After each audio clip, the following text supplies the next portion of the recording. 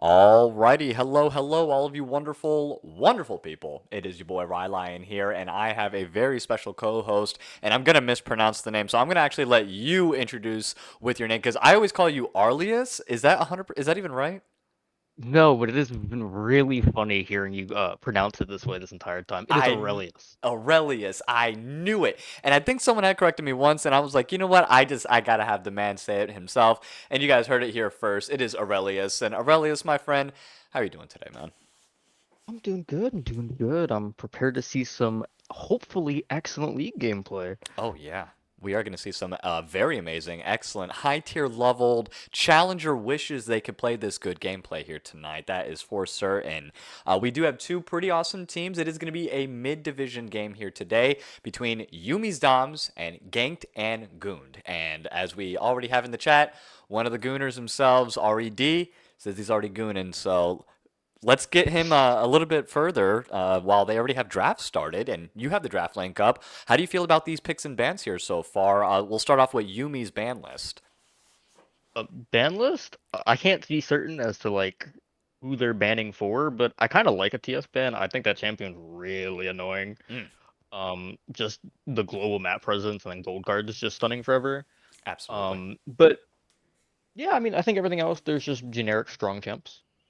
I know exactly who that's targeted. It's targeted at Ganked Good's mid laner. His name is Beer Bomb Billy, huge TF player, along with Zoe and Silas as well. So those three bands are 100% dedicated to him and him specifically.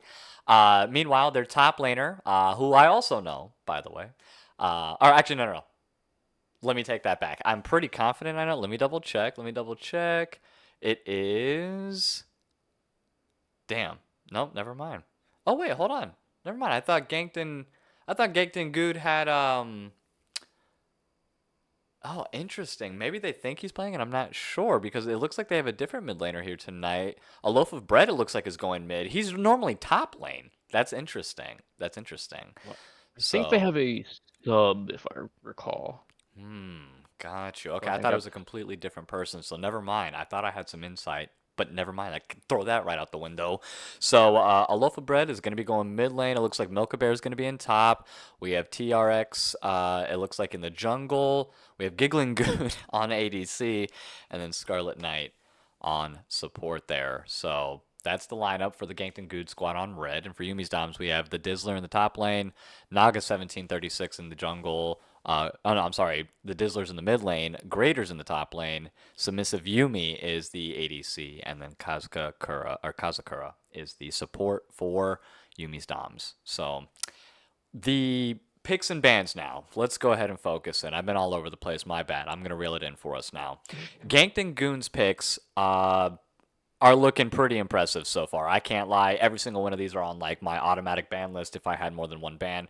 Nocturne, Mordekaiser, Zareth, all of those people are going to be a huge problem. And then that Corki Nami in the bot lane, very, very strong. But Yumi's on the other hand, though, definitely not too bad. We have that Viego in the jungle. Looks like Gragas in the top, Milio, Ezreal in the bot, and then Zed in the mid. How are you feeling about these picks from either side, and who are you leaning towards for game number one? game one, I gotta go with Ganked Goons. I think Nocturne's just such a Mm, like great champion, and I think you have a lot of global map presence on that team with Viego, and then Xerath can just walk out of mid lane and just R people. mm. I think it's going to be very hard unless that Viego, which by the way, this server in this tournament loves Viego. Oh, yes. Um, unless Viego and Zed can start just assassinating this Corki or the Xerath, I think it's gonna be very difficult Oh, for yeah. Yuumi Towns to play. Yeah. No, I mean, and how do you assassinate the assassin? You know what I mean?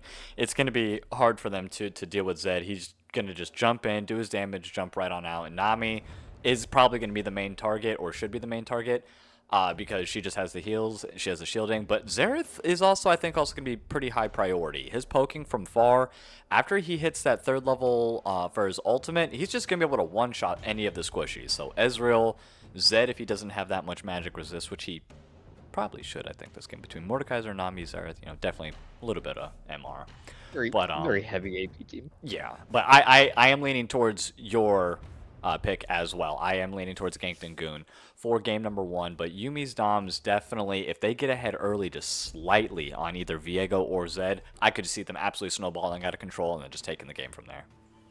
Yeah, absolutely. I think like Ganked and Gooned, like their main job is just have Mordekaiser peel Viego or Zed out into Death Realm and then just let the rest of his team play the game. Mm. But I think Yuumis Doms definitely has an opportunity to make some big plays with this Gragas. I think that might be like their like wild card to like get a good team fight engage and just start one tapping like people before Mordekaiser can even do anything. Yeah.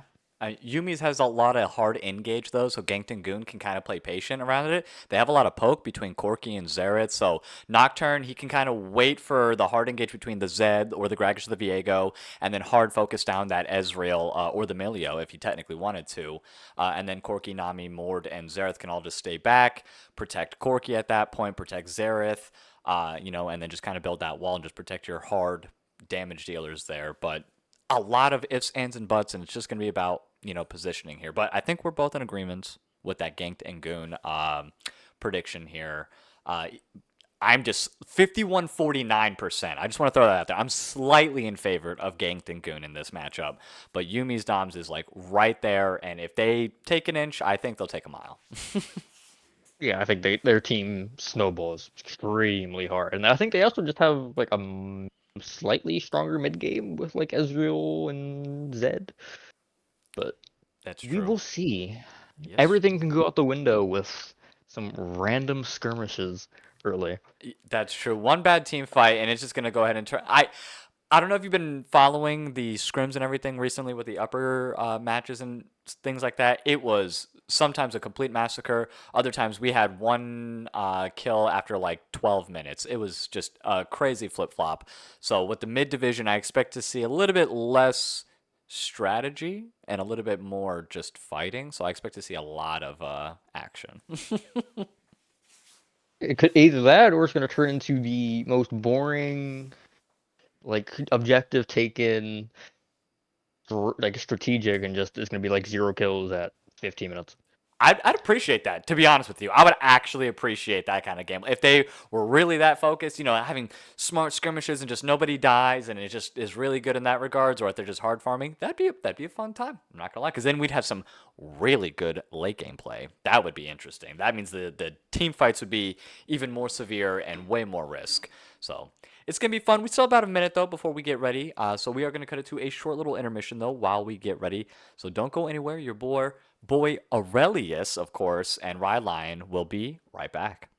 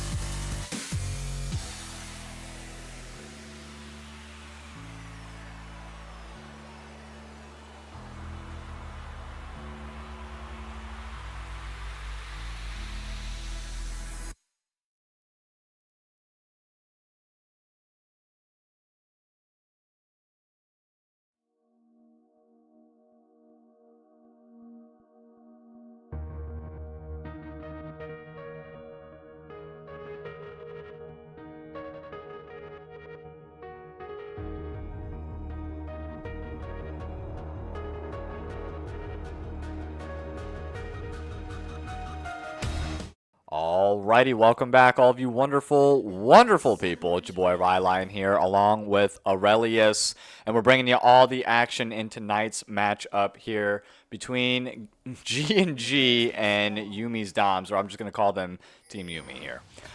From this point forward, it's just gonna be way easier. Yumi will be on blue, Ganked, or G will be on red. And these people will be the death of me for casting purposes and their team names. But yeah, Aurelius, anything that stands out to you so far? Runes or masteries or anything like that? It looks like the Zed went a pretty aggressive starting item set. Triple long sword, triple pot. So Xerath might be getting looked at to get an early kill out. But no Zed, or no Knight Zed, which is a little bit interesting. Yep, opting in for the teleport, which is, again, very interesting because normally you see for the solo laners, especially those assassins like Zed, wanting to get the kill. It looks like he'll be more present for those team fights, wanting to play around those jungle objectives, which might pan out later on. You know, if he can get a nice little flankeroni off, I'm not going to argue with that. And those autos are not going in your favor there, Kaza. Don't want to be trading with a Corki at any level if you're the support. Also, both junglers seem to be pathing towards that bot river, so there might be an early level 4 fight on that bot scuttle. Yeah. Might determine who gets an early lead here. Having a 3v3 in the bot lane, I mean, it looks like currently that Corki has the slight lead, and that Gatling gun, it's an issue. What's your main role in this game? I'm the mid laner typically.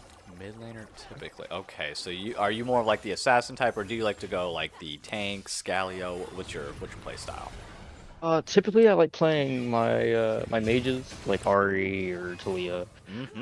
I can play a mean Zoe though. Okay, another Zoe player, just like so you respect the ban definitely. If you see a Zoe ban, you're like, that's for a reason then.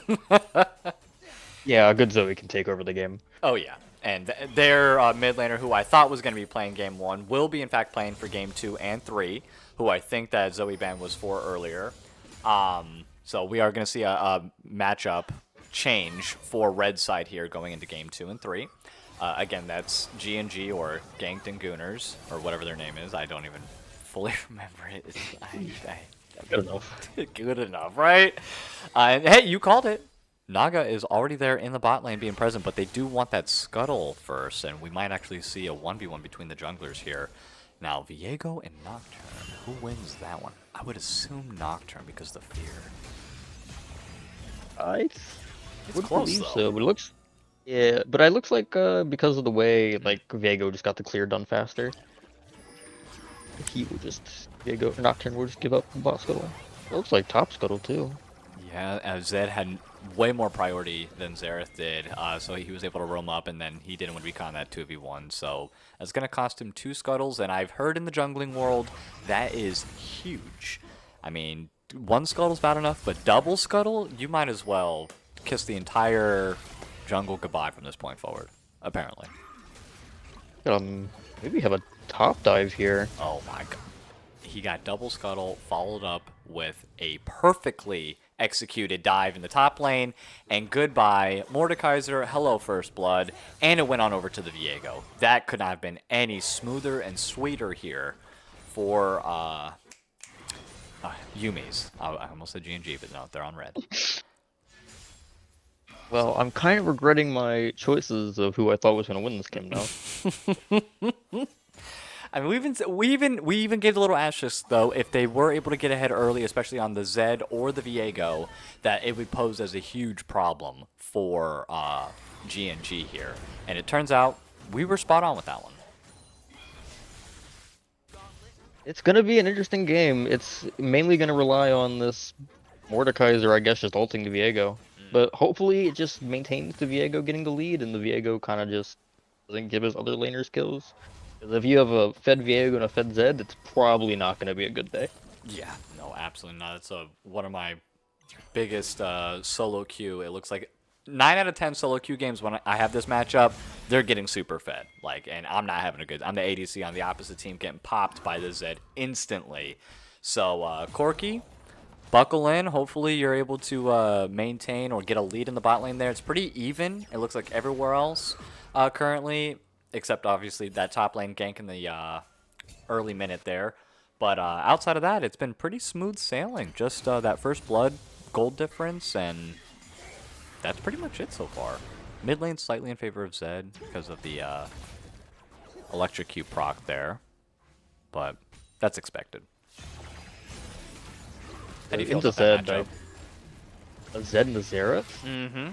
As a premier Zed hater, um, I I feel bad for Xerath as much as somebody can feel bad for an artillery mage.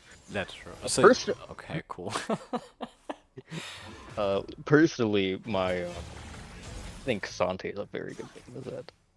Ooh, Cassante. So you and Tiger, I think, would get along. He's a Cassante player, so he definitely likes that. Oh, nice shadow goes right back to it. A loaf of bread had no idea that Viego was waiting for him in the fog of war there, and a second kill up on the board there for Naga. That was smooth. They didn't have a clue. Beautiful. Another kill to Viego though. Mm-hmm. So this Viego is going to either 1v9 or get like perma CC'd and the lead's just gonna disappear. But I think Viego is just gonna go unstoppable and just one-shot people. So it's gonna be hard for G to try to take him out. I don't know how often, or I don't know how long you've been inside the server itself, or like viewed the tournament play, especially from last season to this season. But you did already mention we have a lot of Viego players in this server. So Viego, almost every single game is banned out because he is utilized by every jungler, I believe, in the server that we've witnessed so far. And this is one of the, I think, 2 games that we've been able to actually broadcast him on Twitch in an actual play. So we're witnessing like something that doesn't happen, and this is the whole reason why. And oh, the exploding cast just a little bit short there from Greater, but I like the look that he was trying to get on Milk Bear. But yeah, Viego is not one that we typically get to see often, and this is exactly the reason why. He does just take over games if he's allowed to, and he's being certainly given the opportunity to take over this game. What is it about him that you think is just so enticing or just so difficult, I guess, to play against? Like, I don't know. He's not overwhelmingly great, predictable in my opinion a little bit, but I don't know. I think it's just people like reset champs. Mm. I think is the thing with it, and Viego has certainly a powerful reset in his kit. Also, I think he's just fun. I think he's like cool in general. I think like his lore and all of his models and skins look really nice. That's which true. might have a contributing factor. His aesthetic is smooth. I cannot lie. He's cool as hell. Blade of the Rune King. I mean, he has an entire item named after his entire, part of his lore. Uh-oh, here we go. The paranoia is going to go in from TRE. And straight onto Naga they go, and almost getting him, but burning the flash at the last nick of time.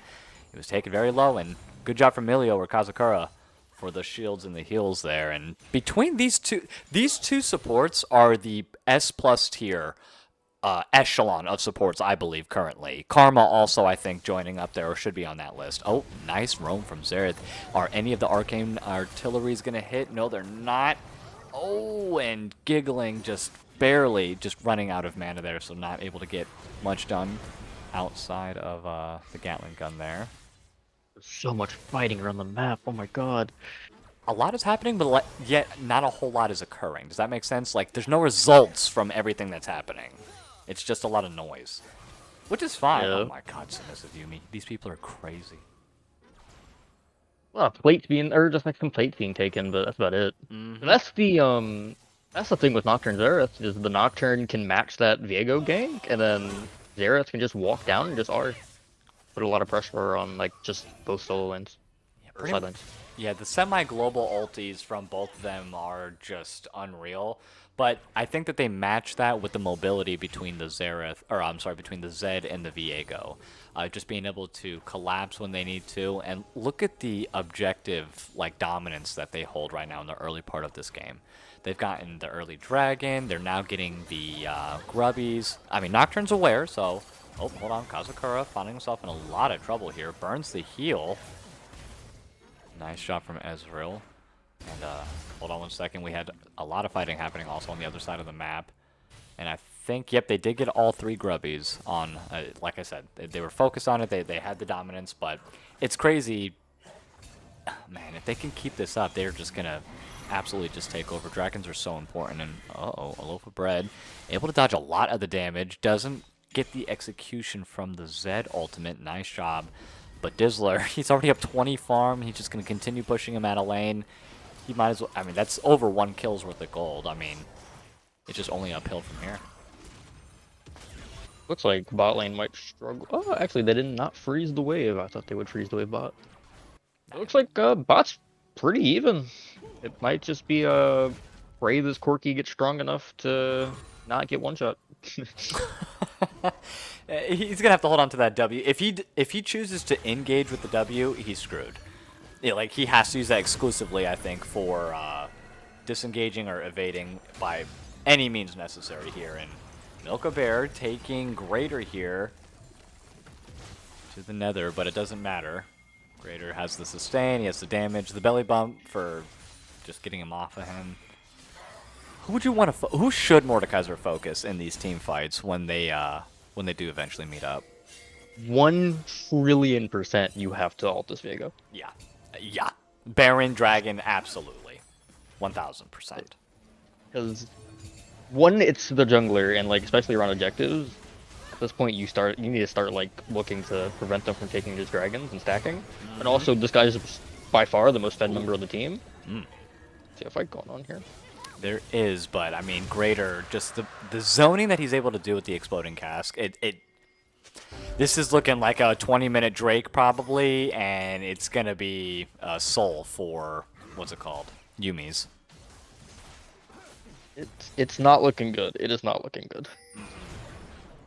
They're only 800 gold behind, so there's still definitely plenty of room to come back. But if they're continuing at this pace, it's just going to be a battle of attrition. And here we go, the Paranoia right onto Zed. Nice timing on the ultimate, but it doesn't matter with the barrage from Xerath. And here comes the tidal wave. It's a perfectly timed, just multi-lane battle here across the board. Mid lane getting 1 kill at least, so the Dizzler taking a seat back. And that'll be it across the map there, so... he just needs an Axiom, and then all we're going to be seeing is Paranoia all across this map, like, every single day. Or, like, every 2 minutes, not even. Already has a Stride Breaker. It's crazy. What do you do? What do you do right now if you are on G&G? Exactly what they just did in mid lane? Yeah, I guess you just have to start looking for your opportunity, like, just good picks, and just try to get, like, your lanes ahead. That's just your best goal, because I don't think... this point you can really afford to take like least like risky options. You need to start like getting these ganks and just trying to make things happen around the map. Agreed. And if he does start to snowball though, what could be the answer? How do you negate this Nocturne from getting off the ground and getting his team into a position to come back? Because they've done a good job so far of keeping everyone kind of oppressed. But 2 kills only on Viego, that's not a whole lot of results. That's just results for Viego. Yeah, I think if you're on Yuumis, I think you need to start like walking with your support and getting deep vision inside the jungle to try to mark where like Nocturne's gonna ult from. Because otherwise, you're just gonna get surprised when he ults on you, and it's not gonna be good. Agreed. Yeah, those deep wards are gonna. I mean, vision is information, and information is power in this game, 1000%. And knowing where the jungler is, I mean, they knew where the pathing was because they both went from top to bot. And they showed themselves kind of early on the scuttle. But I don't think that they kept track of that, so now he can technically be anywhere and everywhere. And here we go, he's in the top lane. Milka Bear is going to go ahead and take, it looks like, yep, Viego into the realm, but Viego's so strong, already has a Kraken and has a, what's it called, Merc Treads, like, in his pocket. So he is 100% willing and able to kill every single person on the side of G&G. Yeah, it's like really hard, especially with the Merc Treads and like Mordekaiser's being like slightly behind. Oh my god. Yeah, that's how you answer that. Would you rather have a fed Viego or a fed Nocturne? Huh. That is a great question. I think I'd rather have a fed Viego because I think even if without like being fed, Nocturne can still provide value just by turning off the light. Oh, But I think a fed Viego is very hard to deal with. I guess let me fix my question here. Oh, wait, hold on a second. Damn, nice turnaround from the Dizzler, and he does get the execute. Enough damage goes off. The ultimate gets popped, and oh, loaf of bread. You'll be seeing the green screen, or the gray screen, for at least 30 seconds here. But I was like, hold on one second. Now we have another dive happening in the top lane. No ultimate to go ahead and save him this time, but he does have a fat shield, and with the exponential damage, he does get the shutdown picked up there. I was gonna say, would you rather a ridiculously fed Viego or a Nocturne that instead of is also fed is spreading the kills? But that's not doing Xerath a whole lot as he just died, so never mind. I think it's just the Zed is going to provide so much work just trying to one-shot like a carry like Xerath or Corki or if he gets fed enough, he might be able to just one-shot the Nocturne. Um, but yeah, I think spreading the kills out, it's probably for the best. 'Cause I don't think Nocturne being fed is going to do you too much good, but it's still going to be a very hard game to play. Yeah. And Brett has to be careful. They're going for the lane swap, which at this point, definitely expected, predictable. So Corki's going to go to the mid lane. We have, I would definitely expect Nocturne to hover the bot side here. We have 3 members still on bot for Yuumis here, so they're not opting up for the lane swap. Oh no, Viego might catch out. Oh, never mind. I thought Corki was going to keep pushing up. He's not. He's smarter than that. Look at all those deep wards. They heard you. They heard you loud and clear. They said, we got to figure out where this Viego's at because he's a scary person. Look at him. Standing there I think that's one of menacingly. the I think it's one of the most like big differences between each of the divisions, like lower, middle, and upper, is I think like the value of vision. Oh, there's a fight going on. Oh, yep, another one here. Nice tidal wave. It is going to be a 4-man knockup. Oh, great engage, though, from the Zed. TRX is taken down super low. A sliver of health remains. And Yuumi does take down Giggling Gooned. That's going to be 2 members down, actually, there for the GNG squad. A perfect full-length stun by Xerath, but doesn't matter as the third Drake has already been picked up there by Yuumi's Doms. And that puts them on soul point, with the Chemtech Soul just 5 minutes away. So 22-minute Drake. I was close. I think that team fight, I think the Gragas, like this Raider on Gragas, put in so much value. Because Nocturne dove in, and this Gragas just used ult and separated the entire team fight. Yep. And it was just caused GNG to just not be able to coordinate that team fight. I don't know why G&G is even engaging. They have every tool to wait if needed be, if need be, and Greater is going to be taken down with ease this time. All right, the Rylai is being picked up, has the Bramble Vest now in tow. So Mordekaiser might be a little bit of a threat to Viego if he technically wanted to. Is he going to get the tower before it goes down, though? Yes, he is. Perfect. So Naga has to be careful, but he has some backup here. So it is a 2v1. Ultimate was already popped a little bit earlier, so I don't think he's going to be able to walk out of this one alive. Nami is on the way, tries to get there in time, but no. Couldn't hold out. Just too much damage between those two. Mordekaiser is picking up the Storm which should help against the Fed members of Yuumis. Oh. Oh my god, that's on repeat. If you don't have Zhonya's as third item at the latest, yeah, you're not gonna be seeing anything but gray screen after this. I think as a Xerath, I don't agree with the Sork shoes purchase. I think with how this game's going, you have to pick up a Steel Caps. 1000%. I just don't think, like, sure, you can do more damage, but damage is not going to mean anything if you are looking at a gray screen. Any other item like prioritization that irks you, or like is everything else pretty standard? And oh my god, every single time I go to ask you a question, these people are like, oh, we'll fight now. A great 3-man tidal wave, but it doesn't matter. The damage just isn't there. Why are you diving all the way that deep? A double kill being picked up instantly by the Dizzler, and that's going to be 3 members, even though not all of them went to the Zed. That Ezreal did pick up the last one there on the map, 2-0-2. And with 3 members, this is going to be an easy walk down mid lane, and they disregard the tier 2 tower just for a moment. just so they can secure that kill. So I think it's very safe to assume this is like the beginning of the end. 100%. I think at this point, even if you don't, you just play safe as Yuumis. You just sit there, you just wait for drag, and then you get soul, and then you just win. Agreed. It's not looking good for Ganked good. Nope, but it's all right. It's all right. It's only game number 1. We'll get all the jitters out. You know, so it could be a little bit nervous. It's streamed and everything along those lines. It's a different atmosphere. Sometimes you definitely play it on stream and stuff like that. Can you explain to the people if it's a different feeling at all? Do you get nervous at all knowing that you're on stream? Usually, so when we had the winter split finals for lower division, first game it was a little bit of nervous, and then I realized that it was just playing another game, and then I was so ready to just win that game. It's like I need it. I was going for blood. I don't blame you. I don't blame. I'm not good enough to compete, so that's just why I cast.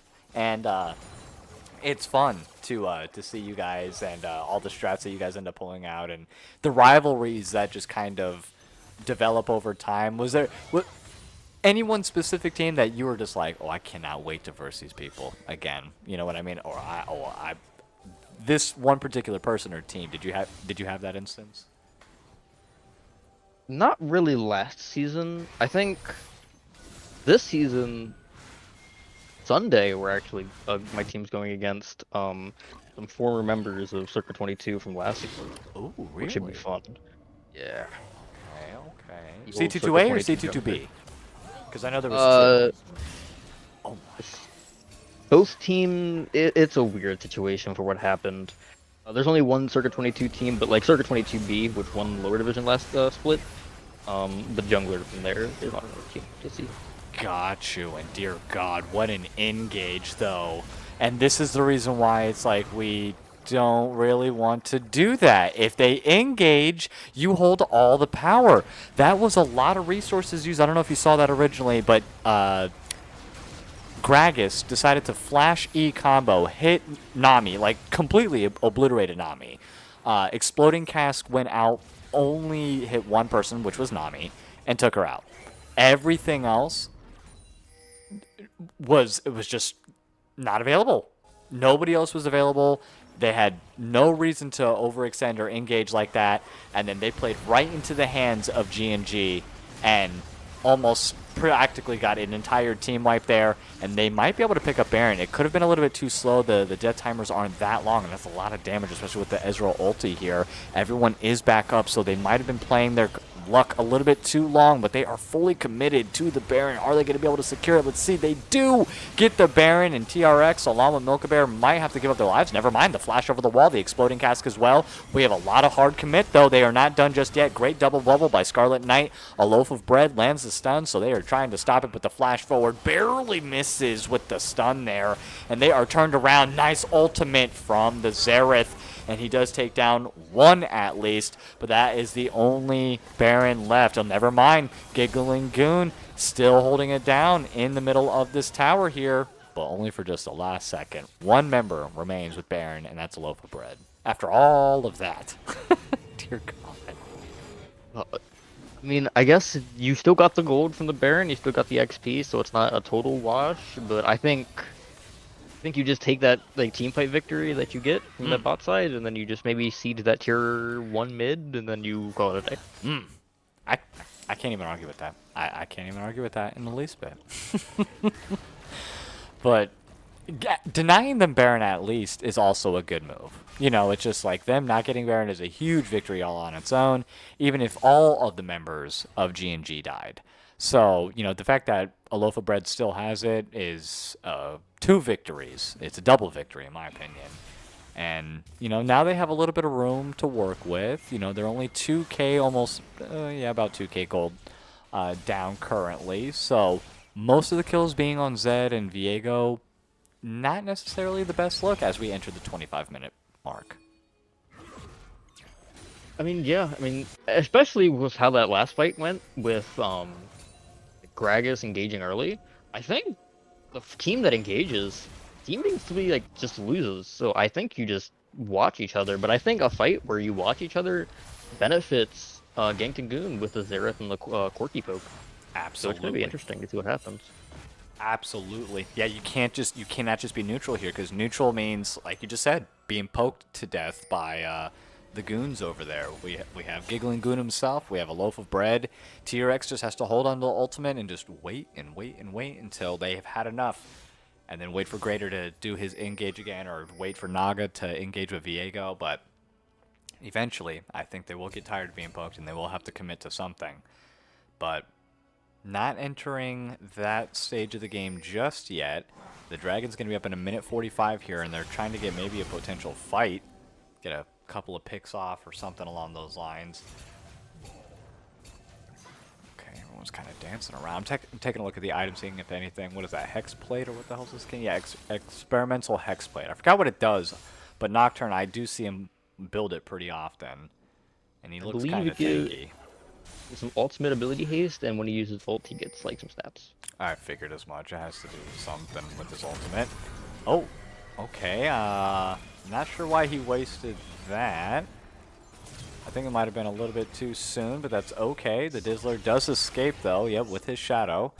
And that is to be expected. Now, they both have teleport available, and that was the good look, the future good look from the Dizzler picking up that teleport. He's going to be available for these jungle objectives.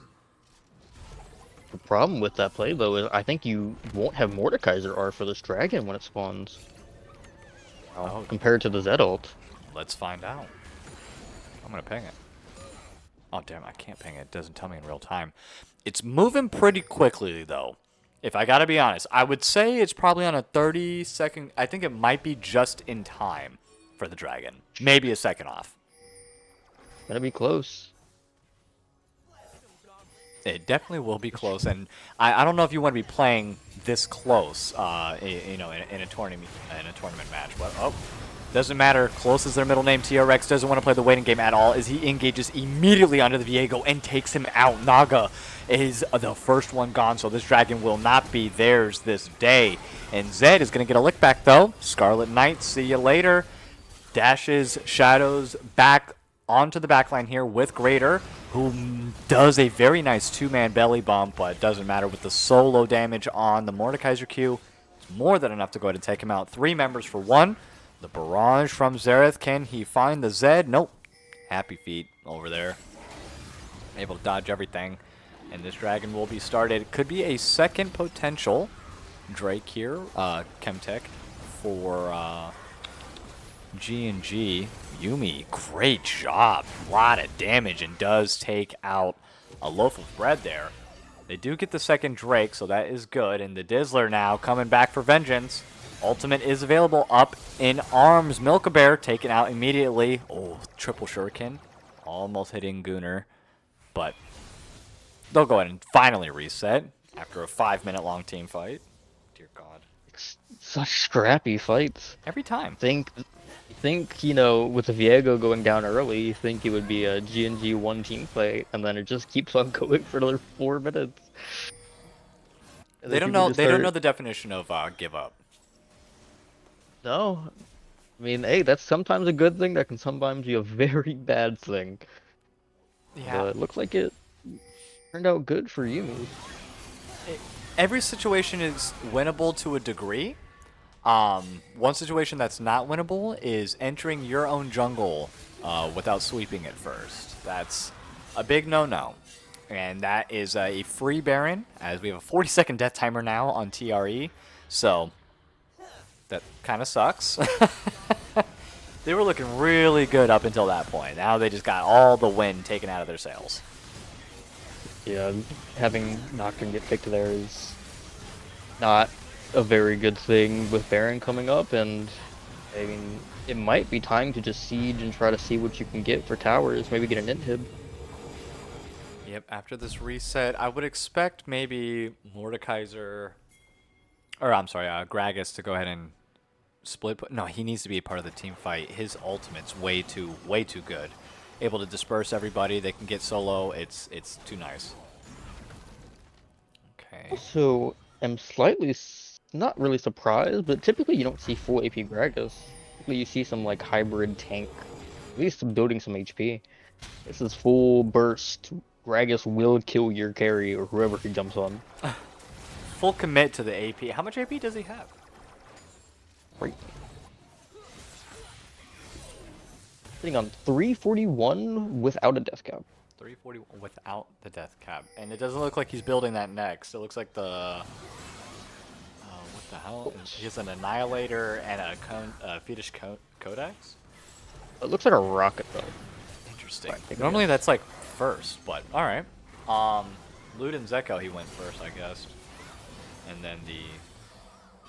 Alright, that's fine. I mean, full AP, it's working. 1, 3, and 7. These are results that you like to see.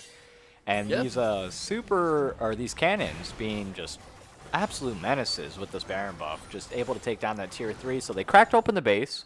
They don't want to get that inhib because they don't want that extra free gold, of course, to be given on over to GNG. Giving them any kind of comeback potential. And that tier 2 in the top will be falling. Here comes Nocturne with the ultimate onto the back line.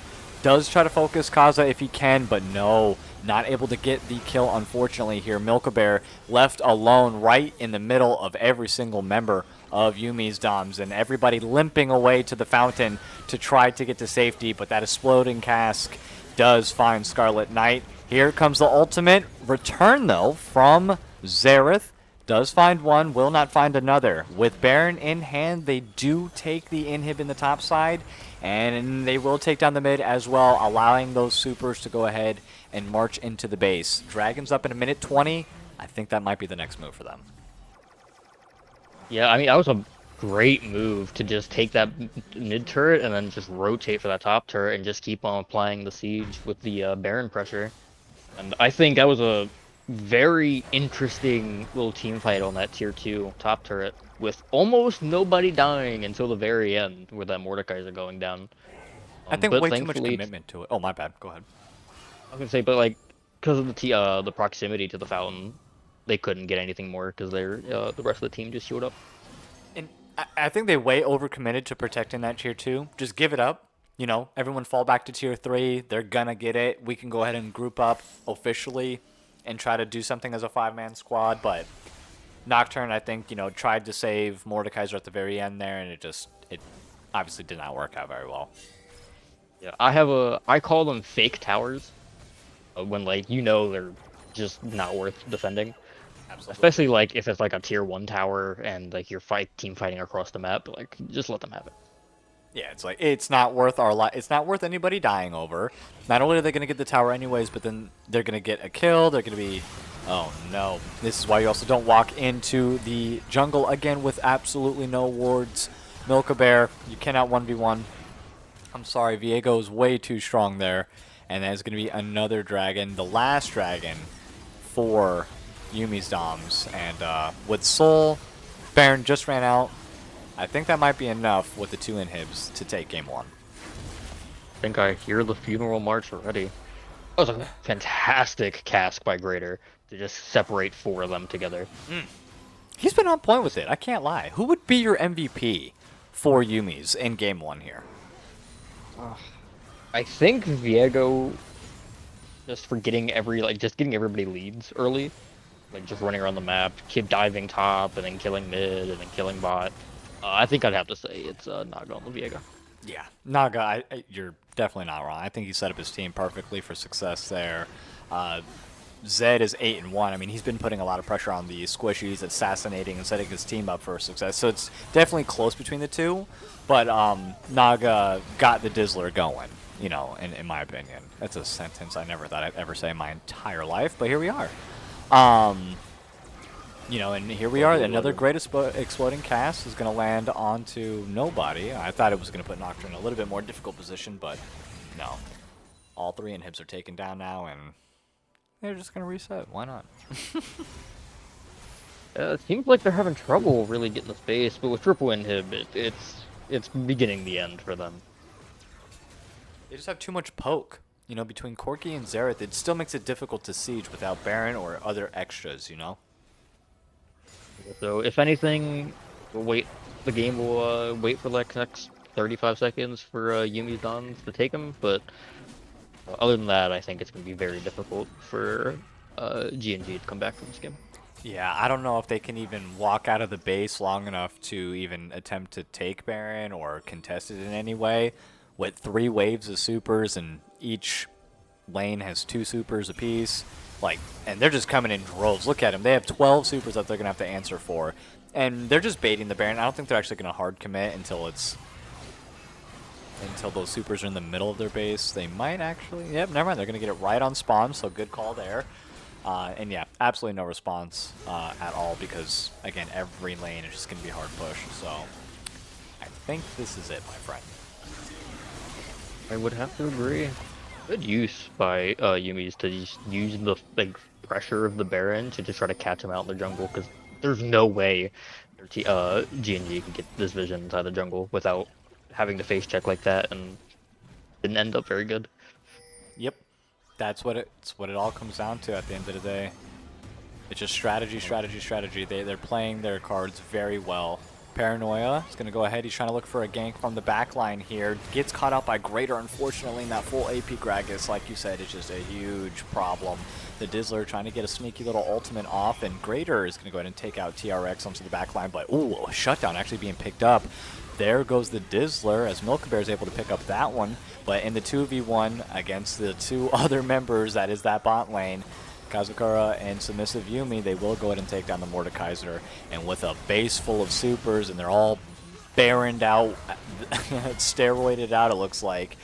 There goes the Nexus, and game 1 being picked up by Yuumi Doms in pretty commanding fashion, I would say. Yeah, I mean, I think it got a little risky in the mid game with some lost team fights, but I think once it got closer to late game and they got more items, I think it was a pretty easy walk in the park.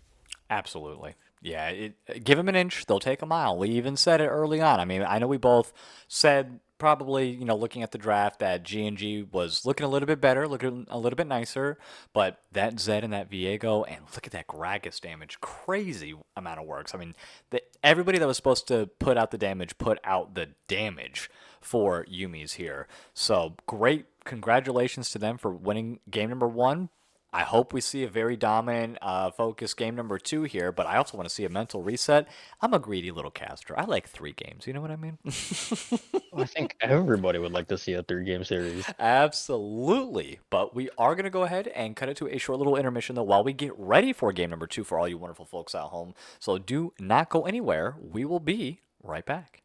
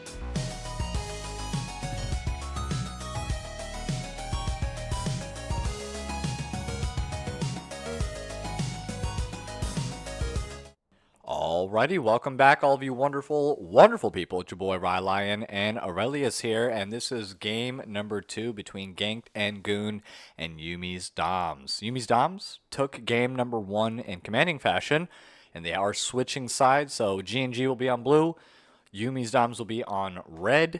And I mean, after game number 1, how are you? Are you expecting a 2-0 tonight, or are we going to game 3? Do you think? Think that was much closer than I thought it would be, and I also just guessed 2-1 wrong. So I'm definitely expecting a game 3 today. Yeah, I agree. And they do have a change-up, though, in their lineup. Their mid laner is back. I don't know if you guys saw it, but we are going to see Beerbon Billy. He was the mid laner for Ganked and Goon.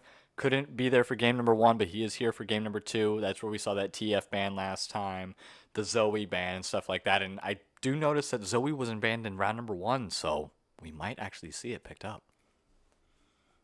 Be interesting. I do like the Shen ban on the side of Ganked Goon. I think that champ is another like global champ Hmm. who can just provide a lot of value around the map. His ulties are sickening. I can't lie about this. But ooh, that jungle matchup already being picked: the Warwick and the Xin Zhao. And between these two, I kind of lean towards Warwick a little bit. I'm not gonna lie. I think Warwick you don't really see too much inside of like this like coordinated play, but I think he's is it Warwick top? Ooh, it Might actually be. might be Warwick top with the Vi in the jungle. Actually, It is. That is a. I mean, if people watch Baus, we know we can play Vi top. that is true. So it might be just a flex. We will see. I love the fact that almost any champion can go almost anywhere now. You know, League of Legends is so much different than it was in 2012, 2013. Remember how you used to like get into ranked and you had to type what lane you wanted, whether you were mid or top or ADC. While I have seen it, I started playing during COVID. Oh. So yeah, I'm been about 6 years. Which Jesus, that's 6 years. I know when you start thinking about it, you're like, oh dear God, why did I say that out loud? It's kind of wild now. Yeah. But yeah, 6 whole years. I mean, that's still a pretty long time, and you obviously have a really good understanding of the game and all that good stuff. And looking at it already here, the Garen and the Zaya being picked up for G&G, and this last pick, like I said, Zoe wasn't banned out, so we could possibly see a Zoe pickup. But never. Oh, never mind. Uh, Never mind because they locked in Garen, Jinzhao, and Zaya. So never mind. So we might see it banned here, and if it's not banned here, we might still see it. I don't think that they're gonna let that one through. With Uh, mid still being an option because I know he doesn't go Garen or Zaya or Zinzao. And that. See, Oh. what you could do Hmm. is you let them pick Zoe, and then you counter pick it with a Mel, and then the Zoe cries. Is Mel? Oh yeah, Mel is a counter because of that damn spell shield thing. Gets Yeah, the sleep bubble bounced right back. Hmm. it is very good into stuff like Mel and or into stuff like Zoe and Ari, where Hmm. they have like this one big CC spell. Very good. That yeah, that could be a major issue. It just you gotta have the timing though. You gotta have the timing just right, or else it doesn't work. And there's a lot of ifs and plus the cooldown. So you can only do it once, but by the time she just pops back up anyways, and we don't have a Zoe ban, so we could actually maybe see a Zoe pick here. Let's Interesting. see. See if Who they're who would you listening to like the to see? stream. I mean, personally, I think. Ooh, that's a good question. I think you need somebody to deal with Isaiah, so I think something like a Talia, Hmm. personally. But like a Talia or an Ari or just something that can try to get on top of Isaiah might be helpful. With the Vi and the Warwick, though, I think Oriana would also be pretty impactful here, since they're already going to be in the middle, having the Oriana ball, and then that shockwave damage would just be ridiculous. And there's that Zoe pick. I was so hoping we'd see it, and our prayers have been answered. They heard our pleas from the stands, so thank God we are going to be seeing the Zoe pick up here from G and G. That's big. I'm Let's not see gonna if lie. they let's see if they heard our other prayers and we see a Mel counter pick to answer. Mm. Yeah, you're right because they don't have a mid lane just yet. Jinx and Sona are bot. Vi's jungle potential. Warwick's jungle potential. Oh, what the hell? Oh, there's that Pantheon. Hmm. Pantheon support would still go pretty hard. I'm not gonna lie with the Xayah. That would have been pretty okay. But they went for the Nautilus. Nice and safe. I can't argue with it. Oh, I can't. I've never been more excited for a mid pick in my life. Yuumis Doms. What are Let's you gonna be picking here, my friends? let's see. I would not pick. Swain. Huh. Okay. I mean, I guess. Think you might struggle with getting outranged, but I think with the way Zoe works, I think with like kind of self-reading yourself when you press R, I think you might be able to get some value out of the W's. Yeah. And the E's could be Yeah. timed pretty effectively as well. If they have good enough timing, they could effectively get her on the bounce back with her ulti. So that is possible. I And do so, think hmm. I prefer GNG this game.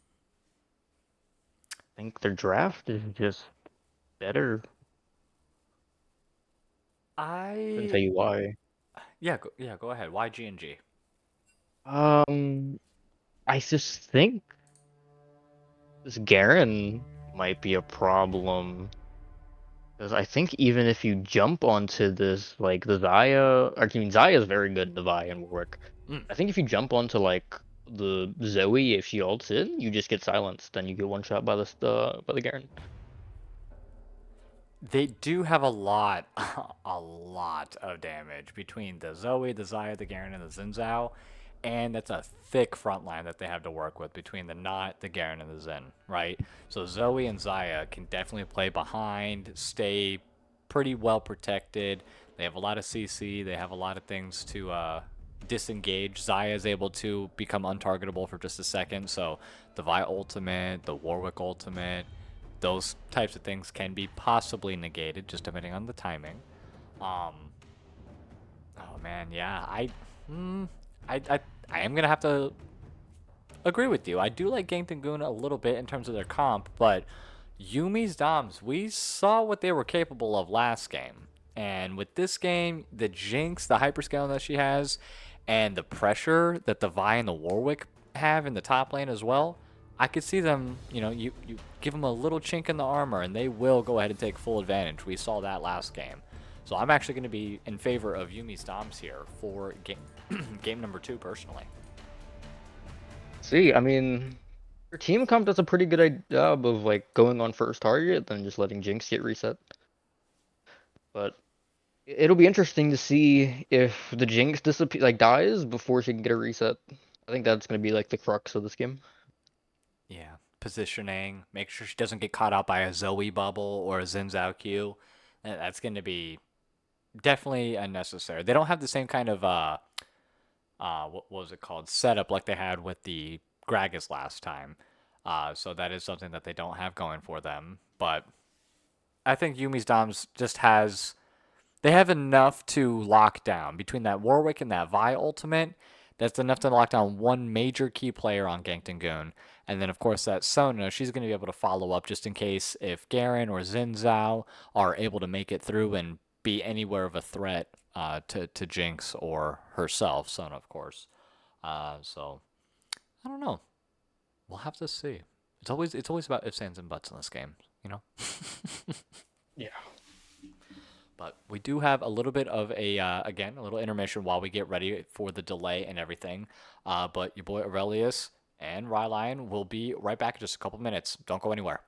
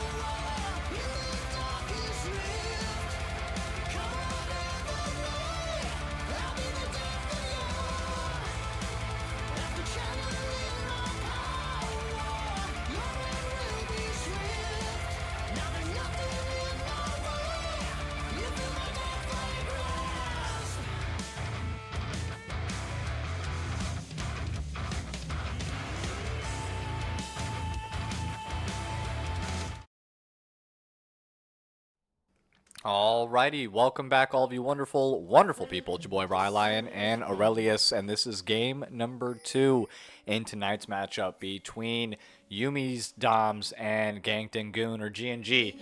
We have G&G on blue side this time, and Yuumis Doms on red. And Aurelius, go ahead if you want to break down for us the players and their champions, starting on blue side for us. On Ganked and Goon, we have Milka Bear on top lane. We have Tree on jungle. We have Beer Bong Billy as a Zoe in mid lane. We have Giggling Goon on the Xayah in bot lane. And we have Scarlet Knight on the Nautilus in support. On the side of Yumi's Dom, we have Greater on the top lane on the Warwick. We have Naga on the Vi in the jungle. We have the Drizzler on Swain in mid lane. We have Submissive Yuhi playing Jinx in the bot lane. And Kazakura on the Sona for support. Beautiful. And I'm looking at the runes, and everything looks pretty standard. Nothing crazy like last game when we had, what was crazy last game that we saw? I was like, what the hell? I don't remember. I think it wasn't rune. I think it was It was a spell. Yeah, it was a teleport on Zed. Yes. This one looks a little bit more standard. I mean, Swain having teleport is definitely a lot more common than Zed having teleport. And then, of course, we have the Zoe with the Ignite, so pretty standard once again. The Warwick with the barrier in top, that actually stands out to me a little bit. It's good because you can bait to get yourself low health on Warwick, and then you can barrier to like bait out like Garen to try to jump on you. I think if like anything, the weird part is Zoe running Dark Harvest instead of Electrocute. Just personally. All right, and that's his play style. He is definitely like an overtime, like if I'm going to be playing and it's going to be getting to 20, 30 minutes anyways, I might as well be getting way more stats. And he's going to be hitting a lot of Qs. He's going to be hitting a lot of sleeps as well. So he gets his laners pretty low. He's going to get a lot of stacks more than likely. And yeah, I don't think he has any just yet, but we'll see what he has in about 10 minutes, whether or not I eat those words. Maybe I jinxed him. Caster curse. Always. Speaking of Jinx, Submissive Yumi, a little bit of problems in the bot lane here. Giggling Goon and Scarlet Knight, good flash forward. Gets the stun off onto Kazakura here. Nice use of the bush, but it doesn't matter. The rate goes through. That's a lot of damage. The barriers get popped, and it doesn't matter anyways. First blood picked up, unfortunately, by Scarlet Knight, but Giggling Goon will pick up that second one there. So 2-0 overall in favor of G&G this time. Well, that Zaya Feathers really put in the work for G&G. And getting this Jinx behind early is one of probably the key parts of winning this game. So very good for them. Well, there we go. Already getting one. And look at those auto attacks are just as bad as the abilities. Burning the flash, burning the ignites, the extra ignites, the extra flashes. Zoe, Beer Bomb Belly, 3-0. I think his presence was needed. Game number 1, they were kind of lacking their Vin morale. And the Triple Beasters himself might have been the missing piece. I think I might go eat my words about the Stark Harvest. He's just built like that. I promise you. I've played with him for years. If you do not ban the Zoe, you are not respecting it. It's like watching Yoshai's Akali or Jinshiro's Viego or your Ari through. You know what I mean? It's like you cannot let it happen. Well, let's see if he can translate it, because Zoe does have a problem with translating leads to late game. She is one of the good early game champs that kind of falls off, but we'll see if he can keep it up and kind of translate this to other sides of the map.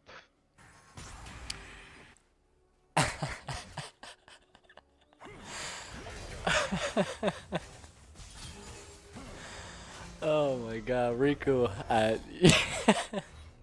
You're my favorite. You're my favorite. You know that, Riku? You're my absolute favorite. He's hilarious. Oh my god, top lane. What the hell's happening here? This is the reason why you go Ignite. That's the reason why you go Ignite in the top lane. That right there. Barrier is good, but Barrier only works for ADCs in mid lane. You know, in top lane, you got to go either Ignite, Teleport, or Ghost. Those are the only options. Barrier does not belong in the top lane. Yeah. Also, with the Grievous wounds into versus Warwick is really nice. Oh shit! I didn't even see that. Good call. Oh, my first item. What a monster! Really wants no. Actually, their team is very healing heavy. Warwick, Swain, Sona. Mm-hmm. That huge purchase. Hella healing. And he's not dealing with none of it. He's like, I don't. And Sona, like you had mentioned, being able to heal everybody on top of that, nope. He's like, I'm negating all that. We have already 2 Grievous Wound pickups. Nautilus with the Oblivion Orb. Okay. He's going AP. Interesting. And then Garen with that Executioner's Calling in the top lane. They are not having it. Not having it with any of the healing. I'd have to say it's a good play, I think. With a team like this, I mean, and maybe like a Serpent's Fang might be a little over the top, but I mean, I wouldn't be angry if I saw a Serpent's Fang on like Garen. I don't know if he'll do that. He'll probably go Mortal Reminder, probably just straight crit at the. I would assume, right? At this point, he's got Conqueror. Huh? No, maybe attack speed. I don't know what Garen builds anymore. I know he got changed. Bro, yeah, fill in the blank. What doesn't he build? That's the question. He could do whatever he wants, it feels like. Even if he wanted AP. I don't even know if any of his moves can do AP. They probably don't. And he'll still be a problem. Like, that's just how he is. It's literally any rune setup. You can go Grasp, you can go Phase Rush, you can go Conqueror. I've literally seen it all work. It doesn't matter. It's insane, that champion. I will have to say I have seen burn like Leandri's Garen before. See, so yeah, I mean, look at that. You already know. And here we go, another nice, beautiful sleep, and that Q just barely missing that minion, and he just threads that needle so well. It's crazy. How many stacks does he have on it? Do you know already? It's hard to see. He has 1 stack right now. Oh, that's it. Oh, the execute doesn't quite land, and nicely timed Q to go ahead and stop him. Milk a bear, not able to milk that wolf, unfortunately, and oh my god. I don't know what You that was. certainly stopped the back. Hmm. But Yeah, at what cost? but at what cost? Oh, there goes the second stack. Gonna go ahead and get some hella damage. Oh, misses that, but the nice E from Swain does land there, and he's able to get the return kill onto the triple beasters. Great job, Dizzler. I think that's the fear you get of playing in like Swain mid. You just get hit by one E, and it's really tough to get out. So, good plays by the Drizzler. And he's got hella CS too. He's got about a 16 CS lead, so about 1 kill's worth of gold so far. And a cheeky little dive, and yeah, TRE was set up and ready for it, and he's gonna go ahead and give up his life just to ensure that that kill is picked up by his team. And the ramped up damage doesn't take out TRE though. And I think that Featherstorm might have been a little bit of a misplay by Giggling Gooner there, but still good looks, good looks. Pick up the Yeah, assist. I think it's worth it. I think it was a pretty well played dive. I think everybody could have got out, but I think that's just like trying to like perfectly play the macro or the micro. I think what you got was pretty good. Yeah, it's either. I think they stuck it to the safest possible spot because one of them was more than likely to die, like 90% no matter what, right? So if anybody, it's best that if it was Nautilus, let me just stand in tower, make sure you guys are able to get it, because Zinzao almost died just to the ramped up damage from the tower alone. So if he would have got out and it would have focused the Zinzao, I don't think that he would have made it out in time, possibly. Uh-oh, and TRE trying to get just his own farm, but we do have a Warwick and a Vi who have other plans, but it doesn't matter. The communication seems on point right now for GNG as Greater gets punished for his look inside their jungle. Great roam. Great collapse from Beer Bomb Belly on the Zoe, and, of course, from Milka-Bear on Garen in the top lane there. I think just the lanes weren't prepared for an invade like that. I think it was not the time for that. To try and like to kill this Xin on his blue buff.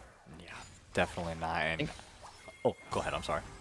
I was gonna say I think it's just a great like collapse by G&G. The comms are, well, you know, you're on a team. You've played obviously a lot. Do you just have one dedicated shot caller, or do you encourage like multiple members speaking and letting the information flow that way?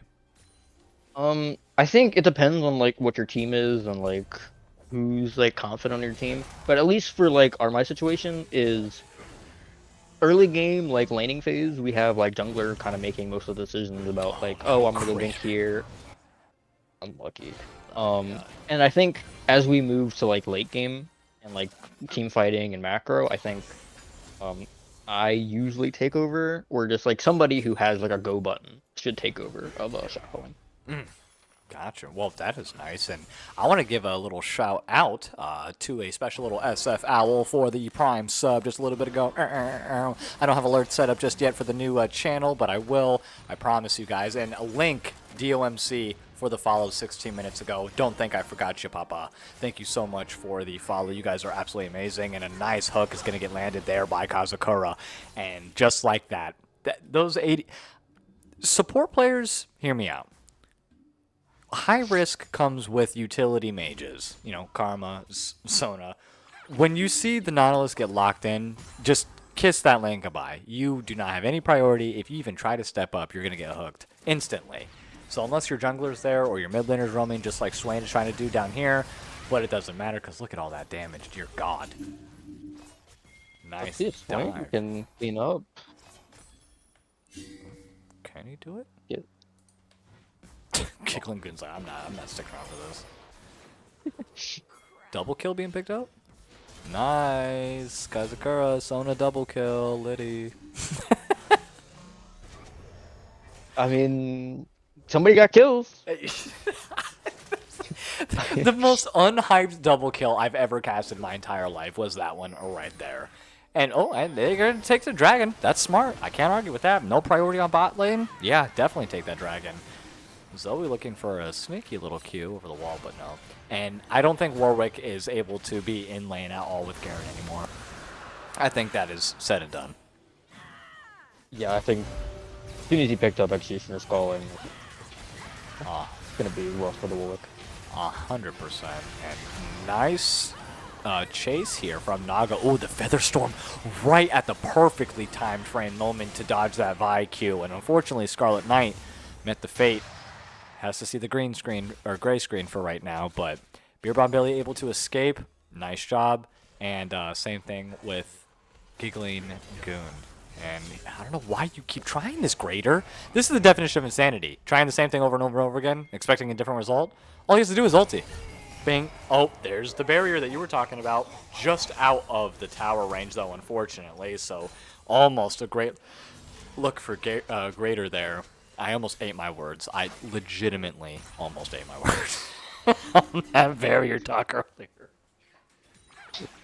I think with this, the goal lead evened up actually, which is pretty interesting. Even with a 4-kill lead, it's about 4K, which is like a wave across the map.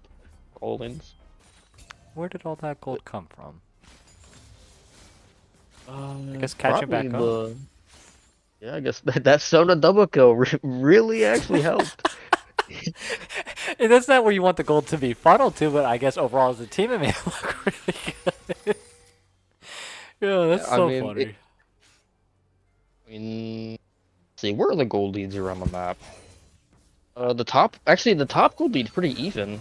Actually, it's 100 in Warwick's favor. I don't know how, to be honest with you. He's even in farm, and he's down 4 deaths now. Well, That's he interesting. is no longer up in gold as of now. Right. But it's just it's interesting to see that it's that close, though. Yeah, it is quite surprising. I think yeah, the biggest leads right here are like on G&G side is jungle and bot, but I think it's still decently close. Uh-oh, and Beer Bomb Belly with another roam here. Again, he's known for these roams. Takes it out completely on bot lane here, and that's a lot of damage. Kazakura is already a squishy utility support like I had mentioned before, and a nice timed Sona ulti there underneath tower. Giggling Goon definitely has to make it out, but is not able to do so with a nice flank coming in from Greater. All 5 members now making their way to the bot side. The Warwick ulti just falling a little bit short, but it doesn't matter as the Vi ultimate is a point and click. Ceased and desist. You do not pass go. You do not collect $200. And that's 3 kills for 0 in that trade, all being picked up by Ganks and, or I'm sorry, Yuumis, Doms. Dumbass names. Yeah, really think of a team called Big Backs. I think it's called. There's just some interesting people who come up with these names. They make me say some wild things. The wildest team name I've ever had to cast was Rye Lions Body Pillows. I'm not even lying. That's exactly what they called themselves. That's yeah. I wouldn't be too happy if It was some people flattering. I named just didn't know what were to do. I was like, I can't believe I have to say this on a stream every single time they play. It's crazy. yeah, good collabs by Yuumis on that the TP play for the Warwick. I think Warwick did kind of lose a lot of topside, but I think it's worth it. He wasn't having a favorable time up there anyways, so he was just going to either lose an immense amount or help his team out, which he did do a lot in that fight. Definitely put him back in the gold favor. And now, I think since he scratched their back, they're going to scratch his. But since he doesn't have a tier 1 anymore, that kind of makes it difficult. It is a 4-member Gankaronis here from Yuumis, so that's kind of sucks. Yeah, hey, play safe top. yeah. Yeah, don't be pushed out over halfway without a tier 1. I think that is kind of like the rule. And with that, they do take advantage and take that Rift Herald as well. And, uh-oh, Greater. You do not fight this fight, my friend. Naga's on the way, so actually maybe you can fight it. Ulti is available. He's going to hold on to it for just a little bit, though, as he finds solace with the rest of his team as they pick up that Rift, so... I think blue side just has the advantage with junglers, jungle objectives. That's what I'm getting the vibe of. Yeah, I'd have to agree. I think blue side, like the way the map is like slightly favored for objectives, but I think that only like really applies once you get to like pro level. But So, I mean overall it's pretty even though how do you feel about the in terms of concept of like everybody being on technically blue side in their point of view? But let's get a moment right as soon as we get this team fight, though. The Dizzler is finding himself on the wrong side of this pincer move here, as he is completely alone, and a lot of resources used to go ahead and get him. Sona's going to go ahead and lock down the rest of that team, though, as Grader's going to get a nice ultimate as well. Down goes Garen, down goes Nautilus. This Jinx is fully online as the resets are popped in. A triple kill, a quadra kill goes on over to the Yuumi, and that's all they needed was just that little sliver of hope, and they are now dominating this game. wow, it's not looking good. This Jinx is getting ahead, and as you saw with that team fight, just one reset and it is kind of over for a team fight. Um, wow, really good, really well played by the Jinx. They used everything on Swain. They used everything on Swain. All the ultimates were used on him. Not the Warwick ultimate, but the Vi ultimate, the Nautilus ultimate, like it. Or no, I'm sorry, Vi was on the other side. But the Nautilus ultimate was used. Beer Bomb Billy kind of hard engaged. Like they were tunneled in on that Swain for no reason. One of the tankiest members, if not the tankiest member, I think, on the side of on Yuumis. I don't know why they would choose to hard engage or commit so much to him. But hopefully they learned not to do that again. You're talking about camera control, by the way? Who? You're talking about like blue side camera control? Yeah, like how if you view like the like if you're on red side, you're viewing it right to left.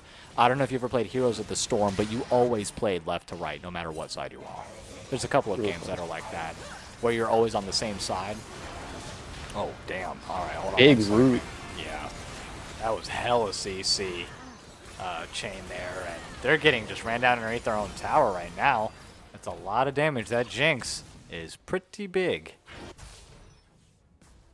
But yeah, that's what I meant. Split push. Oh my god. I don't. I think I would like it. I think it would be weird. Certainly, it would be weird. But I have played Heroes of the Storm. That game's so. Yes. It was fun back then. I can't lie. I do. It was like a lot more unique. Like all the champions. It was fun to see Blizzard like characters be playable. You know what I mean? Like, the Swarm Lady was cool. I personally liked the Vayne-esque character. I thought that person was cool. I don't know if you remember them. Yeah. I don't know. I like playing the Overwatch character because I'm a very big fan of Hutch. Oh, was it Tracer?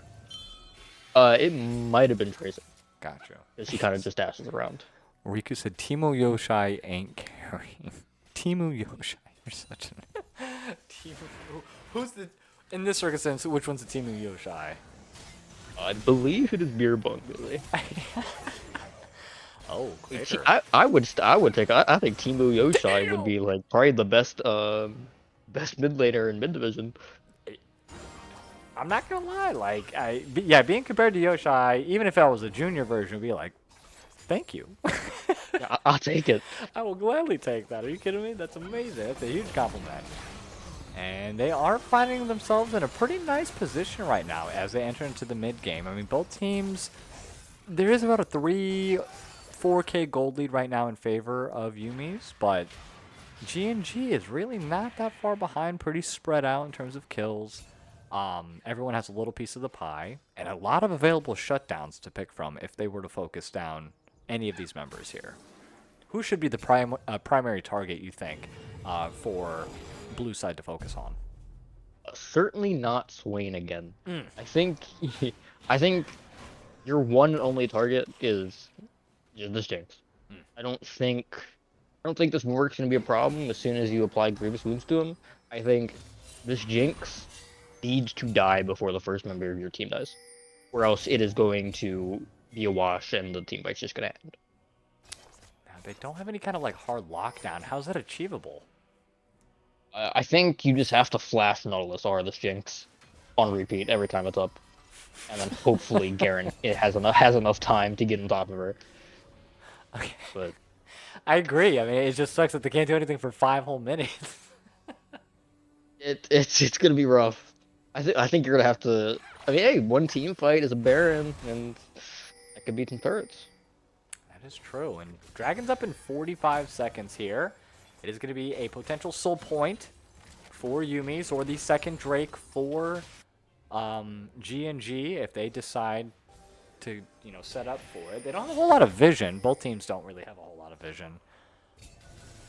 And, oh no, nice job waiting in the bushes, though. G&G, they don't have the damage to really take down anybody. Yuumis, though, does get taken down. Great focus on the Jinx. It's exactly what Milk-a-Bear needed and got. Picks up the double kill as he spins to victory there. The Warwick ultimate goes a little bit wide as Giggling Gooned gets taken out, though. So no ADC, no support. That's going to be a double kill for Greater before he is out of the picture. 4 members down. Do they get an ace? TRX is doing what he can, but the Dizzler not going down without a fight, and he is finally taken out of commission as the ace is picked up by GNG. This will be a free dragon, I think. Yeah, TR3 picks that up. Zoe will push down the mid lane. Very good team fight for GNG. I mean, if they kill Jinx first, see how it just means the team fight becomes so much easier once that Jinx does. It. The Swain kind of just did nothing after he was alive. Yeah, he doesn't have consistent damage. That's the only problem with Swain. I mean, he's a great tank. He's a great disruptor. If he's a great meat shield, you don't want to focus him, especially after he gets a zone. He's just going to be just absorbing everything, healing back everything when he has his ultimate popped. Like, he's a great distractor, but after everyone else of priority gets taken out, it's what he really left with. It's just a hollow shell. I think I like playing. Oh, good food. Oh my god, another one. And yeah, that is not what you need to be doing. Wake up, turn the monitor on, do something. And the double kill as the silence is picked up here. Nice ultimate, and Scarlet Knight gonna go ahead and give up their life, but it doesn't matter. 3 for 1, we take those trades 4 for 1 all day long. Even better, buy 3, get 1 free. The Dizzler, the last one up alive. We've seen this story, we know how it ends. And a 5-man kill, another ace, but this time only Scarlet paying the price. And they will pick up a Baron, so 2 back-to-back aces. My dude, I think we can start playing Silver Scrapes and get game number 3 already on the dock. It's not looking good. They figured out that this Jinx is the only, like, mandatory problem on the team, and once they figure that out, it turned into a very different game. Seeing Swain in this state, that was sad. I think the champion needs to get buffed. Like, as like a character who has like an infinite ult and kind of just wants to stay alive, he's staying alive, but he's just not doing anything. Good, I don't want him to be relevant. I don't want him in my bot lane. He'll be support Swain and then he'll never die. I love playing Swain mid lane. Okay. I think they should have a champion that changes depending on the lane that you go. I mean, like, whole new abilities and everything. That should be a concept that they play for the next champion. I know there's a champ in Marvel Rivals, named who's I guess Deadpool, and he can change roles based on like something. Interesting. Yeah, something like that would be cool.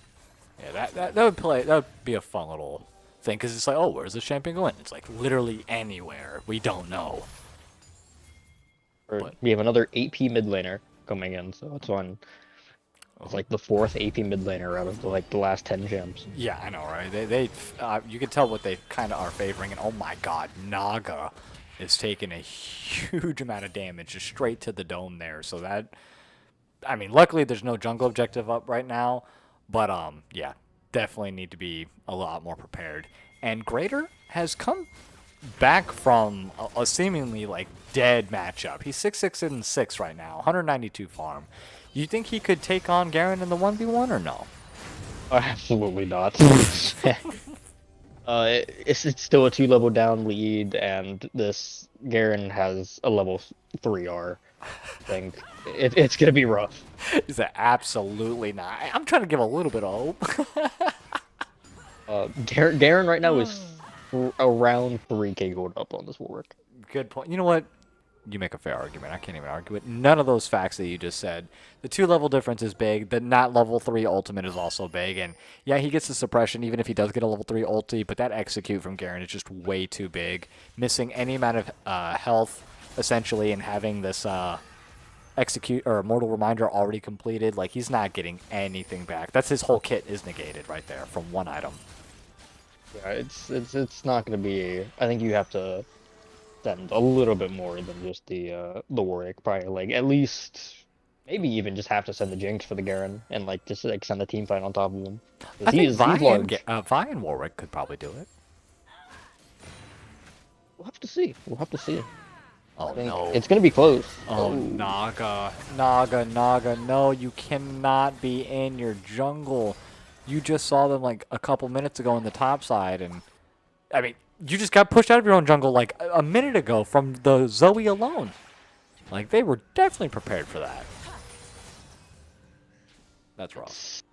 It's looking like a game 3 on the horizon. Oh, good ulti there onto Giggling, but the Feather Storm is going to get popped immediately. Kazakura has to flash to safety. The Jinx Rockets, though, almost able to get a triple kill. And a nice little E from Swain to pull TR3 into range there, but nothing quite yet. Dragon's up in 3 seconds. A little bit of a beating that they took on the side of G&G, but I think that they are still healthy enough to take this dragon, and with no vision, I think this will be an uncontested one. So third dragon puts them on soul point for G&G. They like testing limits. Yeah, certainly. I think we saw in that team fight though, if Jinx gets uptime, it's gonna hurt. Oh yeah.